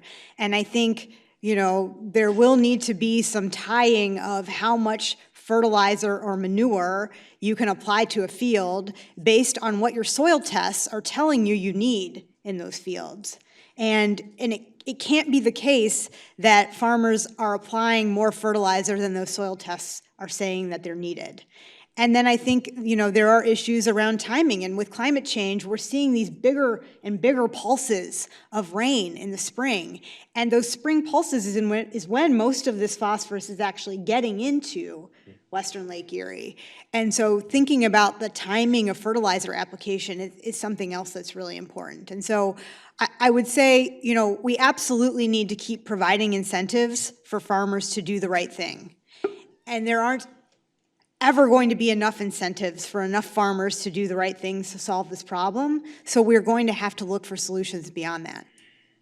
So I want to move to another question we haven't talked much about yet, and that is the invasives coming up through the Chicago Unsanitary Ship Canal. Dan, let me quickly go to you first on this. there is some evidence that the Asian carp have been found in Lake Michigan, correct? Yeah, I think they've found two, and then they've found a lot of genetic evidence, which is, you know, some people say we need physical evidence. Well, that is physical evidence. But, you know, I don't think anybody believes that there is a breeding population going on in the lakes right now. And I don't think anybody knows what it would mean for the lakes if we did get an established population. We don't want to find out, but you can also, many biologists have made the argument that the mussels beat the carp to the punch in terms of getting to the plankton. They've so decimated plankton levels out there that the carp would not thrive to the extent that they do in the Mississippi River Basin. But almost everybody agrees they do very well in the rivers, harbors, and bays, which happen to be where most of the people fish and recreate. And, you know, the Great Lakes states do have, I think, 1/3 of the registered recreational boats in the country. So there's a lot at stake. And the thing is again, it's a solvable problem. I mean, we've got this very narrow pinch point where we can stop them. It's on the canal. And it's kind of a slow motion disaster because potentially a disaster. I mean, and that's the hell of prevention. If you do it right, you really never know its true value. If we had warnings that mussels were coming our way, you know, all throughout the 1900s, you know, culminating with a very detailed report in the 1980s, if we would have acted on that and said, okay, no more salties, no more ocean-going traffic in the lakes until we can figure out how to clean these ballast tanks, and we stopped the mussel invasion, the only thing people would remember would be the shipping people, and they'd remember their industry being significantly dinged or trashed in the name of some threat. And so that's a challenge with the carp too. We don't know what kind of trouble we may be saving our grandchildren, but we have an obligation to think that way, to think what could happen and what are the costs and benefits of having things operate the way they do. And I don't think we're adequately doing that now. So, Rachel, I want to get back to that earlier question about what you're doing at UIC, marrying up humanities and the lakes. You're basically trying to tell stories about what's happening. Talk about what you're doing and why that matters. We heard quite a bit this morning of people saying you've got to communicate to the general public, you've got to teach children, you've got to speak to people. And the excellent research that's going on around the Great Lakes tends to exist as either a scientific study, which I appreciate very much, because of course science is the basis, right? Substantiated science is at the core of everything we're doing at the Freshwater Lab. Or you get a policy booklet that even for your average reader, and certainly for your millennial person, is really boring and unappealing and even prohibitive. So what we're doing at the Freshwater Lab is trying to take some of the most recent ideas about storytelling and about user-oriented design, right? What captures people's attention and engages them. And we're working on translating that into digital platforms, into live events, into media campaigns, so that these issues get out beyond those people who are already invested, either personally or professionally. So our most recent project is a whole digital storytelling site that's called Freshwater Stories, and it breaks up the kind of pressing issues and wonderful future possibilities. I know people are writing it down, so it's freshwaterstories.com. And we're taking those issues written by young leaders in the water movement and having them as stories that are quick to read but factual and substantiated by research, and then ending each story with 3 concrete actions that many of our partner organizations have recommended to us that people can take immediately. And then there's a chance to take a pledge to kind of join in a sort of growing community around the Great Lakes watershed, and finally a chance to share one's own stories. We found that people a little bit in the digital format are less likely to share the stories, but when we go out and meet with different community groups and take video, that's when you get really, really rich material. And so ultimately, we want to get all that video in a place because we are connected by this water, by these issues and also by these possibilities, but we don't know each other. And there's different iterations of this. There's native and non-native, different ethnic and racial groups, different ages, different sectors, and everybody's doing really, really good thinking around this. And so on the one hand, we want to get the science and the policy info to people, but we also want to kind of foster a way and a platform to get people thinking together. Because as I said before, if we're going to take on corporate welfare or the barge industry or multinational corporations simply just claiming the water, it's going to take a pretty substantial groundswell of public support. So we're really looking for those platforms for people to learn and for them also to communicate. So before we go to questions from the audience, we've spent a lot of time this morning talking about the challenges and the problems, but what are some wins? Are there some wins that we've had on the lakes in recent years that you can point to? Things that are working? Sure. I mean, I think, and you'll hear more about this shortly, but getting the Great Lakes Compact passed in this region about almost a decade ago was a significant win in terms of safeguarding Great Lakes water within the Great Lakes region. I think the Great Lakes Restoration Initiative, by which we're regularly getting $300 million a year, despite efforts by the Trump administration to eliminate that program, our members of Congress in a bipartisan way are making sure that those funds are flowing to the Great Lakes region to help clean up some of the most difficult problems facing the Great Lakes. And so, there definitely are examples of wins. And the thing I would stress that, Rachel, you hit on is that those things don't just happen because, organizations or industries decide, like, that's a good thing to have happen. Those things happen because there is a groundswell of support from people across the region demanding change. And so I would be remiss as an environmental advocacy organization if I didn't remind each of you that your voice and your engagement on these issues is actually really critical to making sure that we get the next set of victories on the Great Lakes. Agricultural pollution, aquatic invasive species, those aren't easy issues or we would have solved them. And so you contacting your decision makers, and by the way, there's going to be a first vote on that bad invasive species bill in the Senate tomorrow. So you could call your senators today and ask them to vote no on that vote tomorrow. Those things make a difference. I know because I sit in Senate offices when those phone calls are coming in, and I see the aides taking the notes, and I know those get passed on to Senate offices. And I know when I make phone calls that it's different when staff tell me, Molly, we're only hearing from you, versus when they say, yeah, we've already gotten 100 calls on this today. It's a different reception. And so I guess getting a little off topic, but I just want to make the point that we've had some big wins, and those future wins are dependent on all of us. Dan, anything you want to add? Well, yeah, I mean, this is a little off the wall, but when I moved here in 2002, I remember driving up from the airport along Lincoln Memorial Drive and seeing the gorgeous Bradford Beach completely empty. There were seagulls. I mean, that's what it was. It was a seagull beach. And that was in 2002. And, you go down there on a hot July or August day now, and it's thriving. And those are people who are, what's changed is we decided that it was time to bring people back to the lakes. I think it was Sheldon Lubar. I think he paid for lifeguards to be down at the beach, and we sent the message that, hey, the water's okay.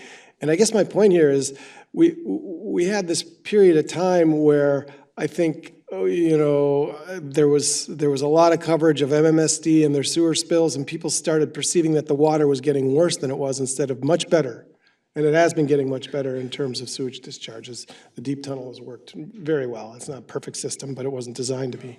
Anyway, people are going back to the lake, and you'll see literally a couple thousand people down there, and those are all potential constituents to get on the phone and make these calls. It's just important that people have a relationship with the lake, and I think I'm seeing that here in southeastern Wisconsin with what Racine's done with its beaches, and so that's a win. The worst thing is for us to turn our backs on the lake like we turned our backs on the river for so long, and you see what happens when we turn around and we build a river walk and people start seeing it as an asset, and that's the way we've got to keep pushing forward with the lakes. Okay, let's end it there and take a few questions. A reminder, if you're in the outer bowl, to push down on the rim of the microphone. Any questions for our panel? Yes, sir. What is it, Senate bill number that you're talking about tomorrow? It's actually Senate Bill 1129. It's the Coast Guard Authorization Act, and the bad piece of legislation that's attached to it is called the Vessel Incidental Discharge Act. So what we want is for senators to vote no against the Coast Guard Act, Authorization Act, if it contains the Vessel Incidental Discharge Act, which it does currently. Other questions? Way in backs.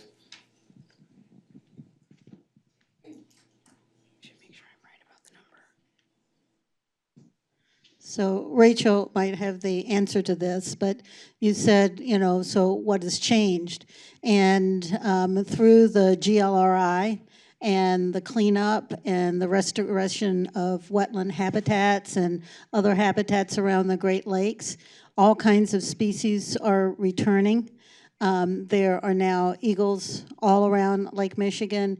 The piping plover, which was extremely in trouble, is now resident around the lake, and also in Lake Erie, just recently discovered. And many of those other kinds of things that we don't track economically, but in fact, as the beaches go and the people go and the fish return and there are more fishermen, then there is a major economic impact. Okay. Other questions? All right, let's leave it there. Let's thank our panel, Dan Egan, Molly Flanagan, and Rachel Haviland.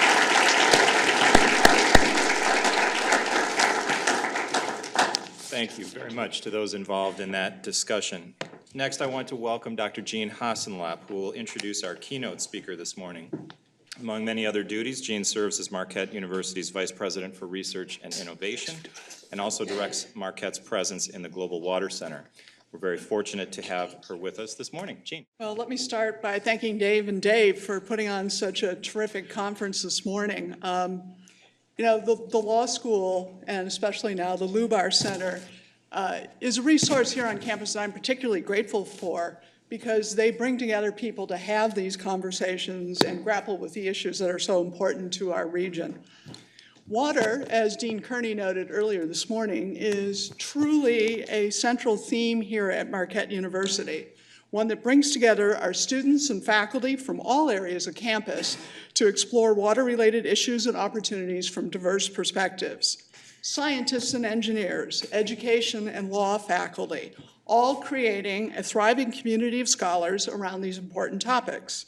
Our researchers, innovators, and campus entrepreneurs, many of whom are with us this morning, create new technologies and water treatment methodologies, explore how community members understand their own water issues, and identify how law and policy can impact people's lives and the economic development of our region, such as the Chicago megacity that we've been focusing on today.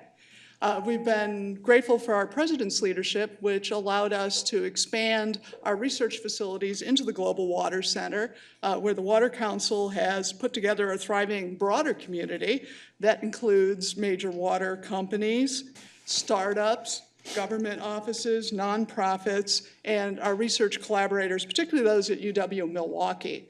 We have a joint National Science Foundation funded industry university collaborative research center that focuses on water equipment and policy issues. And that policy piece is particularly important, what distinguishes it from another NSF center that explores some of the same issues.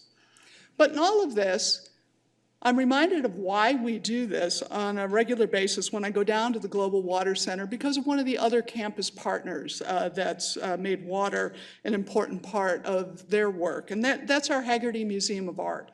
The Haggerty has put together a number of exhibits over the years that focus on water, and they've loaned us part of their collection, an exhibit of photographs that focus on Lake Michigan, and that's mounted down in our space in the Global Water Center. And there's some beautiful pictures of where the water meets the sky at the horizon of Lake Michigan, taken under various conditions. But more importantly, the other part of this exhibit is a series of portraits of individuals who are living, working, and playing on Lake Michigan. And it's these diverse individuals and their stories that are documented in these photographs that remind us of why we're here today and why this is an important thing for Marquette to do. This truly impacts the lives of the people in our community. And so with that, I am now pleased to be able to introduce our keynote speaker, Peter Annan, someone over his career who's demonstrated a commitment to providing insight into many of the topics explored here today and to help communicate these complex issues to the broader public. Peter has had a truly distinguished career as a journalist, and he spent over a decade reporting for Newsweek, focusing on a variety of topics. For example, coverage of domestic terrorism, such as the bombing of the federal building in Oklahoma City, is just one of the areas of reporting that he is well known for. He is also known for his focus on environmental topics that includes reporting on topics such as the droughts in the Southwest, hurricanes in the Southeast, wind power in the Great Plains, forest fires in the Mountain West, recovery efforts on the Great Lakes, and the causes and consequences of the dead zone in the Gulf of Mexico. Following his time at Newsweek, Annan became Associate Director of the Institutes for Journalism and Natural Resources, a nonpartisan national nonprofit that organizes educational fellowships for mid-career environmental journalists. In September 2006, he published his first book, The Great Lakes Water Wars, which has been called the definitive work on the Great Lakes water diversion controversy. Now, this is a truly complex story that requires both a master investigator, or researcher in my language, and a master storyteller to effectively communicate. One reviewer, published review, noted its scope. The book explores the issues of social, legal, organizational, and physical roles of the Great Lakes, including the complex interplay between natural and artificial confounding of surface and groundwater resources. The same reviewer also noted the eloquence of the book and described the final 3 chapters as exciting to read as a top of the bestseller novel. It is no surprise then that in 2007, this book received the Great Lakes Book Award for nonfiction. From 2010 to 2015, Annan served as the managing director of the University of Notre Dame's Environmental Change Initiative, which targets the interrelated problems of invasive species, land use, and climate change, focusing on their synergistic impacts on water resources. He became the co-director of the Burke Center for Freshwater Innovation at Northland College in 2015, where he is also director of environmental communication. And so we are pleased and grateful to have Peter Annan with us today to present our keynote address, Water Tension, the Great Lakes Compact, and the Chicago Megacity. Please join me in welcoming Peter. Thank you, Jean, for that kind introduction. Gosh, I wish my mom was here to hear that. It was really, really great. I always start my talks the same way. You know, there's some regulars in here who have heard me talk a couple of times, but it's also time for a 7th inning stretch. So I'd like everybody to stand up who has visited at least one Great Lake, which should be everybody here. That's the whole point, to try and get everybody to stand up. Remain standing if you've visited 2 North American Great Lakes. 3, 4, and all 5. All right, we're not done, that's good. Stand if you have immersed yourself in at least one North American Great Lake. Accidental or intentional, doesn't matter. So we're talking about immersion. Immerse yourself in 2 North American Great Lakes. 3, 4, and all 5. Oh, there we go. All right. Yeah. Well, Rachel, that's a diehard for us. Yeah, great. Thank you, Rachel. Good. Good. Okay, I can't get this presentation on my screen here. There we go. Got it. Great. Thanks. Well, we're going to get to Foxconn, and just to be clear, I'm a journalist. I'm not an environmental advocate. I'm a journalist, interviews a lot of lawyers, experts. I don't consider myself an expert. I just talk to a lot of experts, and then as Gene said, I try to translate that expertise to the general public.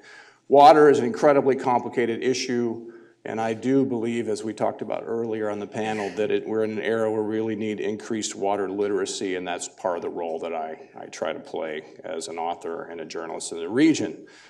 And the region, the continent, and the North American continent and the entire world are all entering a period of increased water tension. Those tensions are primarily driven by water scarcity, and they're going to put increased pressure on water-rich regions of the world like the North American Great Lakes.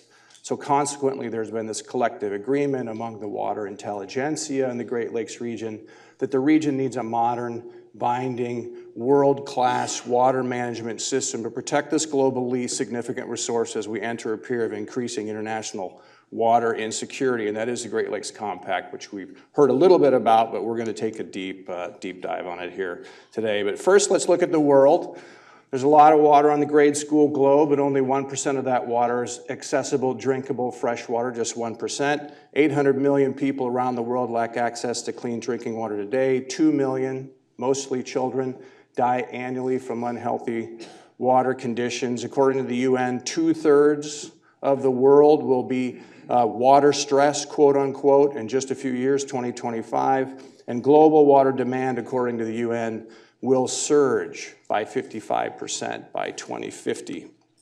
In my opinion, the most egregious example of water mismanagement internationally has occurred in the Aral Sea watershed in Central Asia. And we're not a very well-known part of the world here in the United States, but you can see we're just north of Iran and Afghanistan there. And in 1960, the Aral Sea was once the 4th largest inland body of water in the world, roughly Lake Huron-esque in size. And the Soviet Union embarked on a massive collective irrigation scheme to tap into not the Aral Sea itself, which is a naturally brackish system, but the large freshwater rivers that fed the Aral Sea, and then send that water out into the desert to make the desert bloom. The desert did bloom, but at great cost to the Aral Sea's ecosystem. This is a photo of the bottom of the Aral Sea that I took traveling there with a delegation from the Russian Academy of Sciences several years ago. In 1960, there's 45, 50 feet of water at this spot.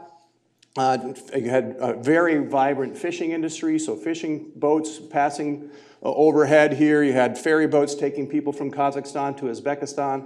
Today, as far as the eye can see, all directions of the compass, no water.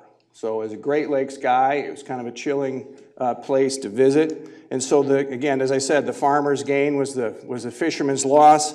Munak, Uzbekistan, on the old shore of the Aral Sea, was once one of the largest fishing ports in the former Soviet Union. It now takes 5 hours of driving on the bottom of a former Great Lake to get from the old water's edge to the new water's edge. And so the Aral Sea has lost 90% of its volume, 75% of its surface area. And the sea's demise, there's I have a chapter on the Aral Sea in my book, and a lot of people who haven't read my book think that I'm alleging that this is what's going to happen in the Great Lakes, and I do not allege that at all.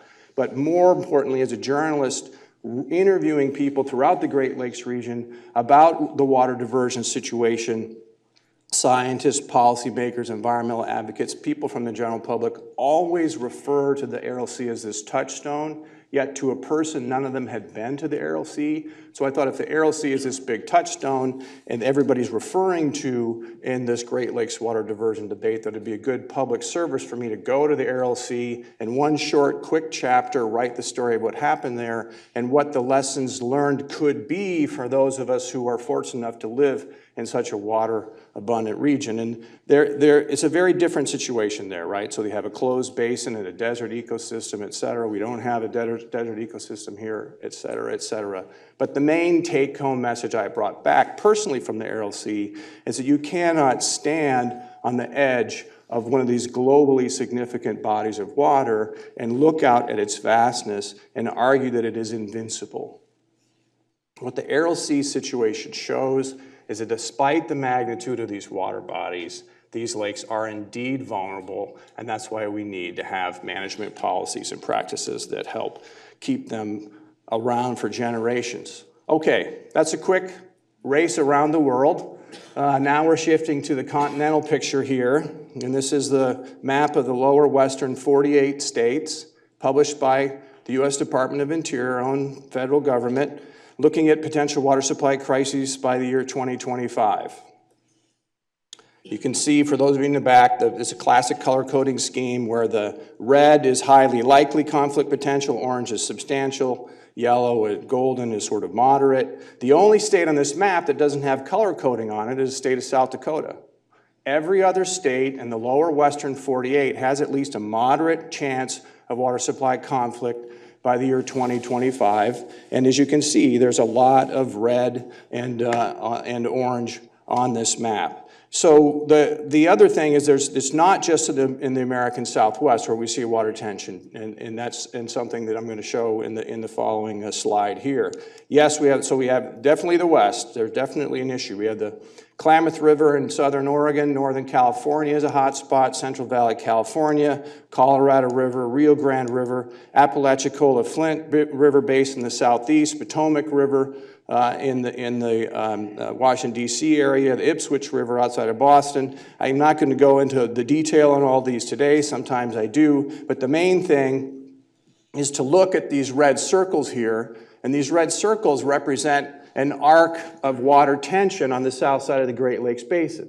There's this arc of water tension on the south side of the Great Lakes Basin that tends to drive, in part, the Great Lakes water diversion debate, because these are basically areas of water insecurity, some much more severe than others. It's hard to match the Colorado River watershed. Ipswich watershed is a little bit different, but the point is, for people living in the Great Lakes region, when we look to our south, our west, and even to our southeast, we see water tension that makes us concerned. The other thing that drives the Great Lakes water diversion debate are these two maps, which represent major plumbing of the continent proposals that were from the 1960s. On the left, we have an American map, an American proposal, the North American Water and Power Alliance from the Ralph M. Parsons Company in Southern California. The idea was to dam up all sorts of rivers in the Pacific Northwest, Alaska, Yukon, et cetera, send that water down into the Rocky Mountain Trench, where ultimately it would feed into agriculture and industry in the water-stressed American Southwest. The more, I think, alarming one to a lot of people in the Great Lakes region is this one here on the right, which is the Grand Canal Proposed Distribution System, which is a Canadian proposal from Tom Kierans, a delightful engineer who I interviewed, who's now deceased, and great guy to interview. Interesting proposal, which is to put a dam across James Bay in the southeast corner of Hudson Bay, and then canal that water, as he puts this is obviously a saltwater system, then the idea was to let these large Arctic streams eventually transform James Bay into a large freshwater lake, then canal that water down into northern Lake Huron, which would then make the St. Mary's River, which feeds into Lake Huron from Lake Superior, superfluous. So then the idea was to send that water out the western end of Lake Superior, again down ultimately into the American Southwest. So the 1960s, we have environmental consciousness starts to rise in the United States.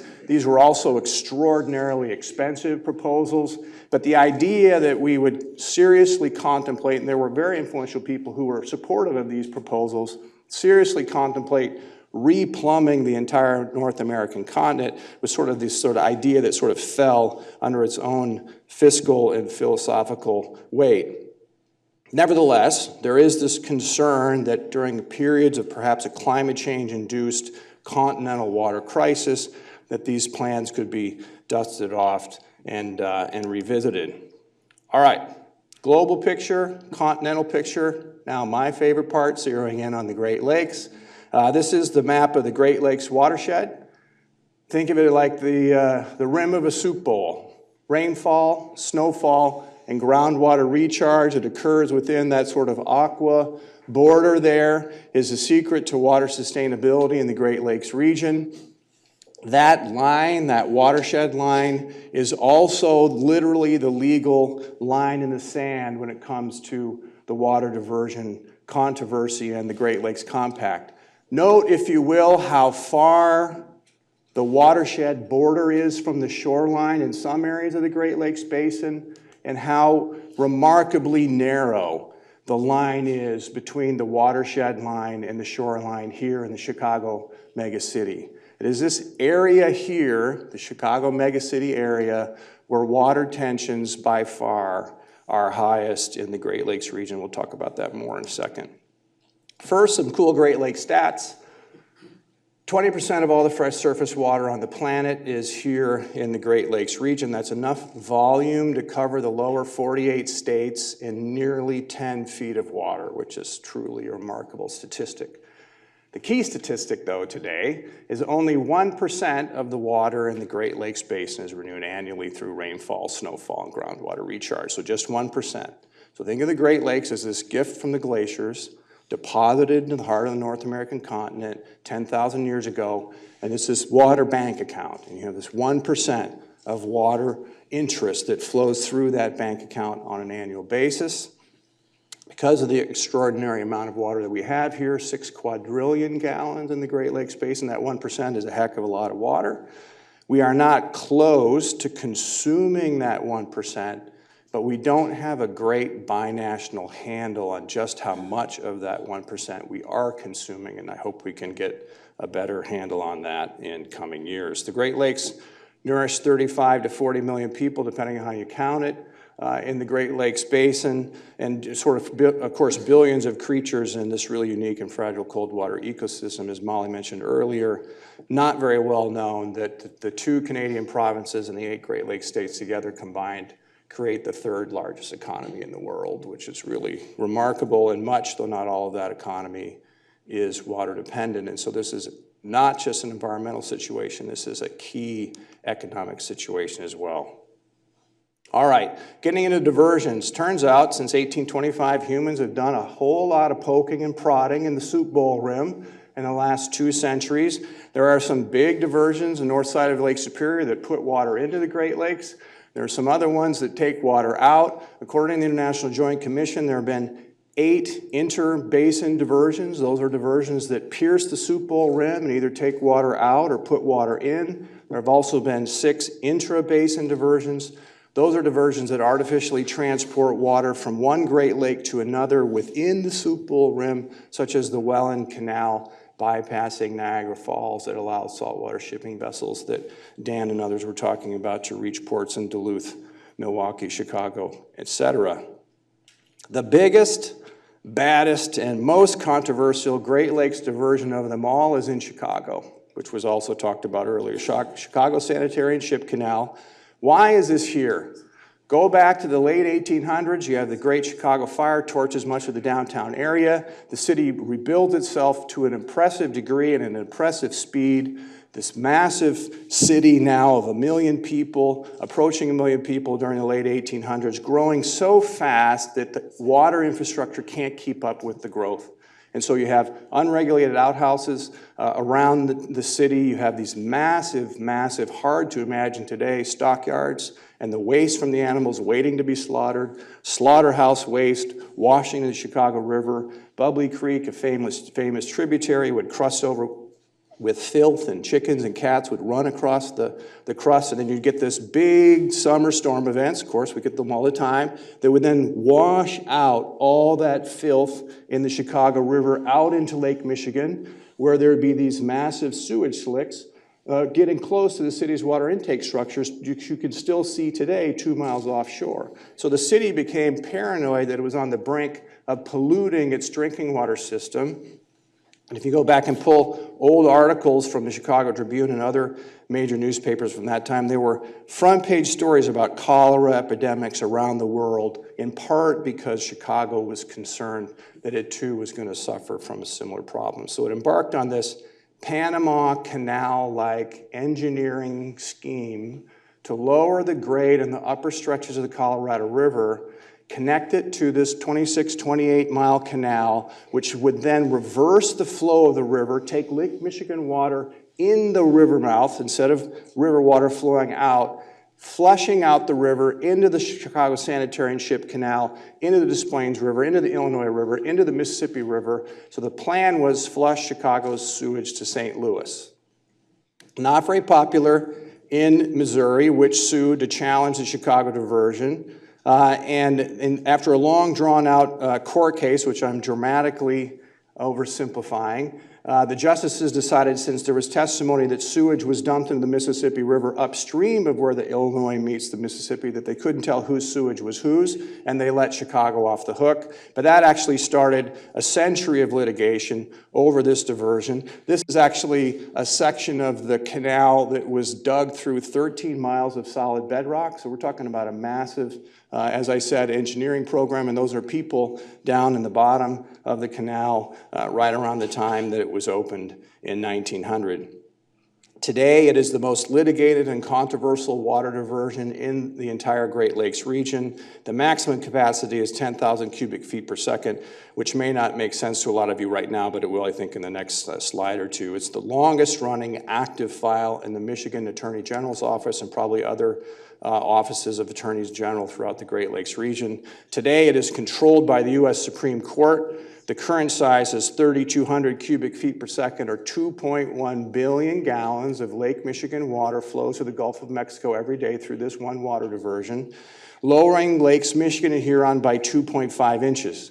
Lake Superior, where I live, is the largest lake by surface area in the world. Lakes Huron and Michigan, hydrologically speaking, are one lake, larger than Lake Superior. This one diversion dropped the water level on both of those lakes by 2.5 inches. So that's, if we replicated a half a dozen times, you'd be talking about feet. Inches matter in the Great Lakes, especially for the shipping industry. And so this is seen today as something that should not be repeated by the officials, the intelligentsia, if you will, in the Great Lakes region. On the other hand, Chicago would not be the global city it is today without this big water diversion, and thereby lies the trade-offs that come with the whole water diversion debate. So that's a controversial major water diversion program from the beginning of the last century. Now we have a very controversial Canadian water diversion proposal at the end of the last century. A small, unknown consulting firm in Sault Ste. Marie, Ontario proposes in 1998 to ship 158 million gallons of pristine Lake Superior water to Asia every year. Basically a Fiji water model in reverse, if you will. And the problem was they had received a permit before it became public. 25th anniversary of that, by the way, is next week. So 20th anniversary of that news breaking is next week. And it couldn't be stopped by anti-diversion laws in the United States, because those just refer to the United States. And there were no anti-diversion laws in Canada at the time.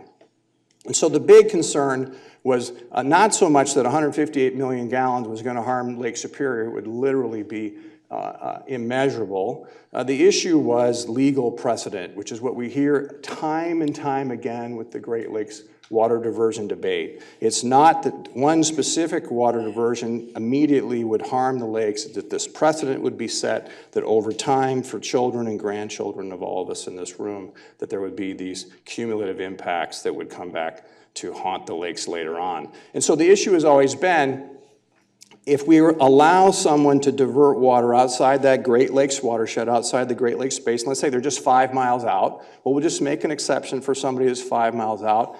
Well, what do we do with somebody who comes that's 50 miles out or 100 miles out or 500 miles out? We're sort of building this legal yellow brick road to Las Vegas or somewhere else like that. And then the problem that the lawyers had and the water managers had with the NOVA proposal is it was setting a precedent to divert Great Lakes water all the way to Asia. And the lawyers said, if you can send it all the way to Asia, where can't you send it? And that's why there was this major controversy over the NOVA proposal. Became very, very highly controversial on both sides of the border. Big press conferences, a lot of media attention. But ultimately, NOVA raised really serious questions about the adequacy of Great Lakes water diversion laws and protections on both sides of the international boundary. The Canadian response to NOVA was quite swift, successfully pressuring the company to withdraw its permit. Under one condition, if anybody changed their mind, NOVA would be first in line to divert water outside of the Great Lakes. Then Ontario passed provincial legislation, and the federal parliament in Canada passed federal legislation banning diversions from the Great Lakes. On the U.S. side, things moved a little bit more slowly, but more deliberatively. And in December 13th, 2005, here in Milwaukee, the Great Lakes Compact was released. At the time, it was just a piece of paper, not binding, but it was the product of a massive multi-year effort by the states and provinces to pull together new laws regarding diversions in the Great Lakes. The compact is a ban on new diversions in the Great Lakes, period, with limited exceptions involving cities on or near the Great Lakes boundary, which I'll talk about in greater detail. Those cities on or near the Great Lakes boundary, if they were to be granted a water diversion under these limited exceptions, there were several rules they had to follow, which I will be repeating today. The water must be returned after it's used, no adverse environmental impacts, and no reasonable water supply alternatives. The Illinois diversion, controversially, which we can talk about during Q&A, was exempted from the Great Lakes Compact. Then the idea is the compact is just on the U.S. side, and then the provinces of Ontario and Quebec would thereby pass also similar legislation on the Canadian side, enveloping this international boundary water in the same rules and regulations, despite the fact that it's controlled by two different countries. Well, in 3 years, remarkably, the compact was passed by all 8 Great Lakes legislatures. That's the way compacts work. They first have to be adopted by the relevant state legislatures, then they go to Congress, then they're signed by the president. And then after that happened, it took 3 years to get through the legislatures. It took less than 3 months to get through Congress. That doesn't happen very often. And then President Bush signed it on October 3rd, 2008. So this is also the 10-year anniversary, as I think Molly said earlier, of the signing of the compact. Ontario adopted the companion agreement in 2007, Quebec in 2009, and it's really this remarkable bipartisan, multi-jurisdictional agreement that is really seen around the world as a global model for international transboundary water management. All right, key points of the compact I alluded to a little bit more earlier. We're going to dive a little bit deeper here. It's a ban on water diversions from the Great Lakes, as I said. The 2 exceptions are referred to as straddling communities and straddling counties. These are terms that are very well known in this area because we hear a lot about them here, but not so much in other states. If communities are not on or near the Great Lakes Basin line, they cannot even request a Great Lakes water diversion. That includes communities in all the Great Lakes states. Okay, straddling requirements. Again, you must return the water after it's used, Clean It to Clean Water Act standards, and return it to the Great Lakes after it's used, so there's no net loss, as sometimes referred to. Adopt a strict water conservation program. Show that there are no reasonable water supply alternatives, and then prove that the diversion has no adverse environmental impacts. The first test case, which I call, in the updated version of my book coming out this fall, the forgotten test case of the Great Lakes Compact, is actually not Waukesha, which is often referred to as, but actually New Berlin, Wisconsin, another Milwaukee suburb that I'm sure all of you here know. So in 2009, So New Berlin was kind of tracking the Great Lakes Compact, as was Waukesha in a different way, tracking the Great Lakes Compact as it went through the system and wanted to be the first one to apply for a Great Lakes water diversion under the straddling community exception clause. It was sitting on top of a naturally contaminated deep aquifer contaminated with radium, under pressure to find an alternate water source, and requested 2.4 million gallons per day from Lake Michigan. As you can see in this map, this green line is the edge of the Soup Bowl rim, which you can see, again, how close it gets to the shoreline down here in southeastern Wisconsin. So New Berlin is here in Waukesha County. You can see Waukesha is here. We're going to talk about Waukesha in a minute. But New Berlin straddling the Great Lakes Basin line. This is a close-up of New Berlin, which is pretty much a square, and what is really a unique situation for many of us who don't have to deal with water policy on a regular basis, but there are several straddling communities throughout the Great Lakes region, and the compact's authors are the people who have to deal with straddling communities. And so they wanted to have a clause in the compact that allowed them to effectively deal with this, which is that before the compact was adopted, this side of New Berlin here is inside the Great Lakes Basin. And then you walk across the street, and people here are drinking naturally contaminated, treated, but naturally contaminated groundwater. So imagine plumbing that if you're the engineer in New Berlin. Oh, you're going to be on this side of the street? Okay, you're going to be drinking groundwater. If you're going to be on this side of the street, you can drink lake water. And then out here, this western third is a little bit more rural, so you have people on private wells and septic out there. So New Berlin asked for this water diversion just for the middle third of town, if you will. Obviously, not exact thirds, but you see what I mean. So with a straddling community exception clause application, which has been relevant today because that's also what Foxconn's under, there's no regional review. The compact's authors wanted it to be fairly easy to resolve these straddling community issues. So they set a lower bar, which meant that only the local governor alone will decide on how to enforce a straddling community application from a place like New Berlin. So Michigan was opposed, which is a fairly regular thing when it comes to water diversions in the Great Lakes region, but Governor Doyle approved New Berlin's water diversion in 2009, and so it's this precedent-setting straddling community case that not very controversial, not very well known anymore. A lot of people have forgotten about it, but I do devote an entire chapter on it. And then so we just move on, and everyone knew Waukesha was going to apply. Waukesha was definitely in the compact negotiating room, and it comes up, and so that's 2009. Waukesha applies May 2010 under the straddling county exception clause in the Great Lakes Compact. Straddling county exception clause is just like it sounds. If you're in a county that straddles the Great Lakes Basin line, but you're a city outside the basin, clean and clear outside the basin, under the Great Lakes Compact, you too have a right to apply for a Great Lakes water diversion if you agree to return the water conservation program, et cetera, et cetera, et cetera. But because you're clean and clear outside the basin, you have to meet the approval of all 8 Great Lakes governors. The compact's authors wanted that to be a much, much higher bar. And it became much, much more controversial, as I'm sure everybody here in the room knows.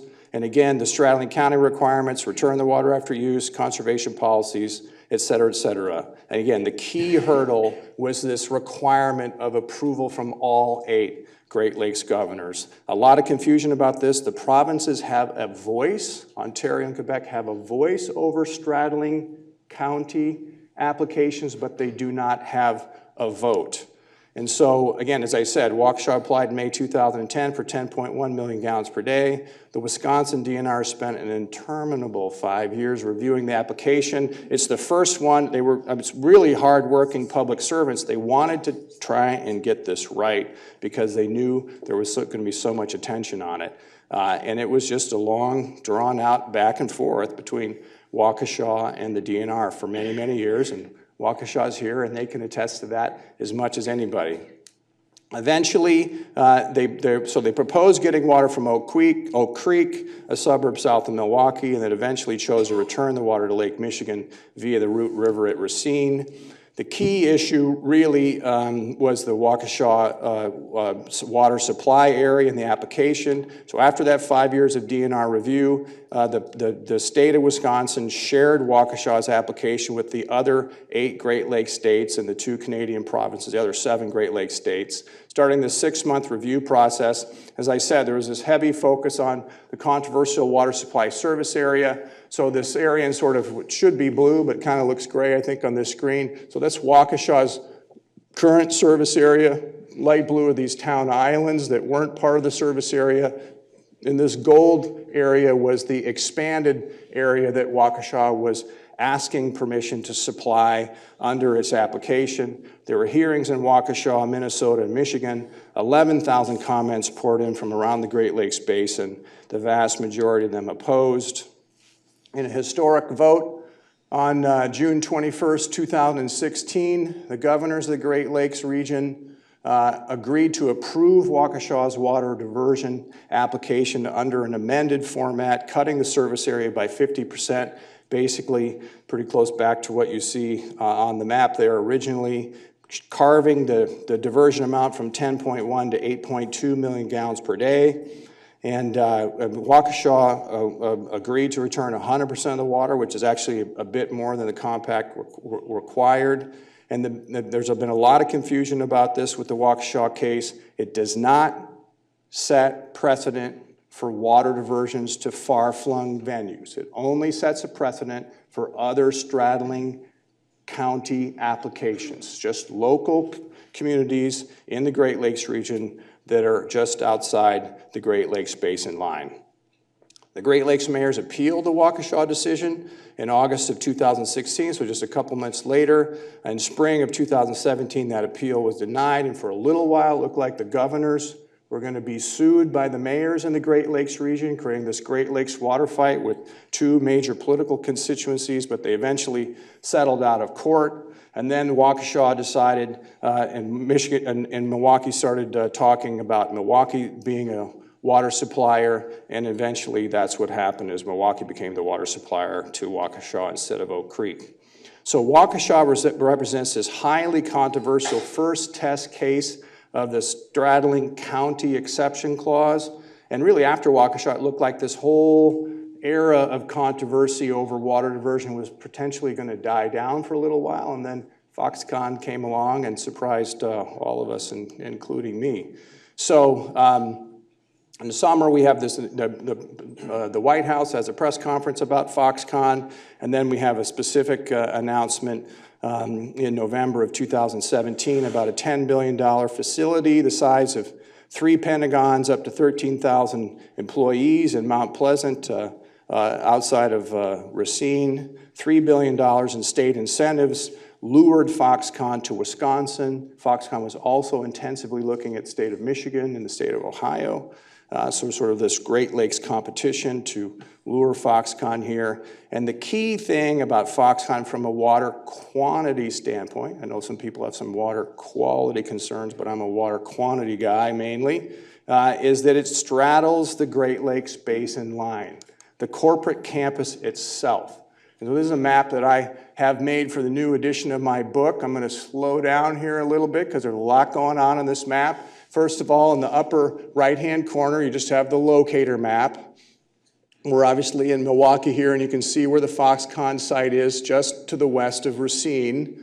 And then this map has had a fair amount of attention. The blue portions here, this is the proposed Foxconn property purchase.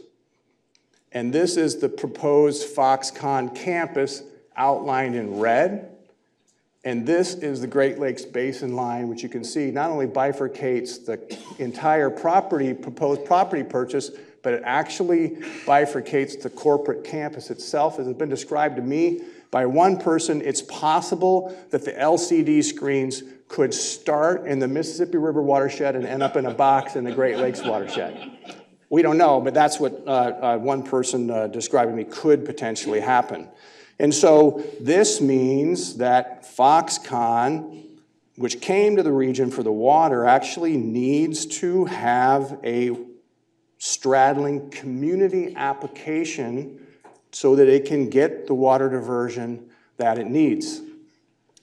Companies like Foxconn can't apply for a water diversion by themselves under the compact, so they need a community to do it for them. Mount Pleasant, where it happens to be located, doesn't have its own public water supply system. It gets its water from Racine, so Racine is filing an application on Mount Pleasant, which is filing an application on behalf of Foxconn. Really unique situation, which was not anticipated at all by the authors of the compact, who I have been interviewing for more than 10 years. And so the amount of the diversion total that's being applied for is 7 million gallons per day. Waukesha, 70,000 people, roughly on about 7 million gallons per day right now. Six, a little bit below. Yeah, okay, yeah. And 5.8 of that diversion is going for Foxconn. 4.3 million gallons per day will be returned, so that's a higher consumptive use rate than we see from some of the community applications. DNR has been reviewing it since it was kicked in January, and a decision is expected in coming weeks. And so Foxconn is this latest water hotspot in the Chicago megacity. The key issue for Foxconn within the compact, I'm going to dive into the fine print here because it's so relevant. The compact says diversions must be for public water supply purposes, right?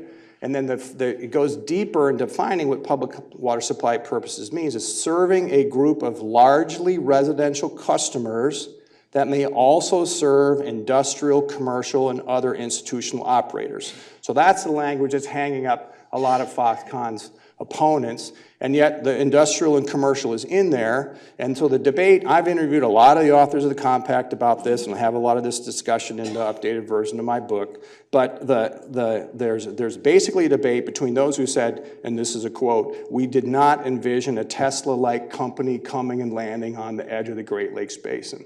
Then you had other people saying, it doesn't actually really matter where the company is, it matters how many residential customers are being served by the application city. Racine's serving a lot of residential customers. And so you literally have authors of the compact in disagreement about what the language of the compact means, and the lawyers sitting here in the front know that that's a pretty open situation for litigation or vulnerabilities and things like that. So environmentalists I've talked to have consulted some attorneys, not clear if they're going to sue. And so this is, we got to, the compact has not been tested that much. This is totally normal for big, complicated pieces of legislation and legal situations to be tested by some of these new cases. So this is also a map I had made for this presentation. This is the Chicago megacity, as I've carved it out in yellow here. And except for Milwaukee, all the other cities on this map are water diversion hotspots in the Great Lakes region. And so you have actually more water diversion hotspots in southeastern Wisconsin than all the other Great Lakes states combined. You also have the largest and most controversial diversion in the entire Great Lakes Basin in the Chicago megacity. And I haven't talked about this one that much. You also have the only community ever to be denied a Great Lakes water diversion under the prior pre-compact system. So all of that there together shows that the Chicago megacity is the front line in the Great Lakes water war, and I think we're just going to continue to see more of it. It's a really complicated issue. You all have been remarkably attentive. This is my last slide. Thank you very much.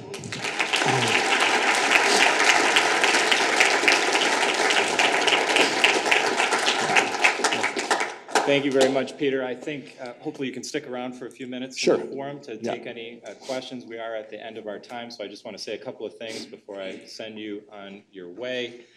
In wrapping up, I don't certainly propose that we solve any of the great policy challenges, the legal challenges that face us in the water sector or in the megacity.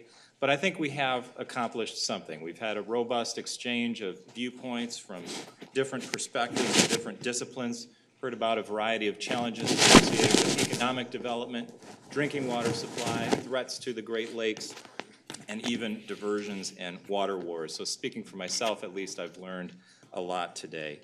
For all of us here at the law school, I want to thank all of our participants from far-flung regions of the Megacity, Dave Haynes of the Journal Sentinel, my co-sponsor and co-organizer of this event, our event staff, and of course all of you here today, because without your interest, we wouldn't be able to have programs like this. So please don't forget to take a boxed lunch on your way out. We've got some tables set up. If you'd like to stay and eat it here, continue the conversation, you're welcome to do that. So thank you very much, and I hope to see all of you again at programs in the future.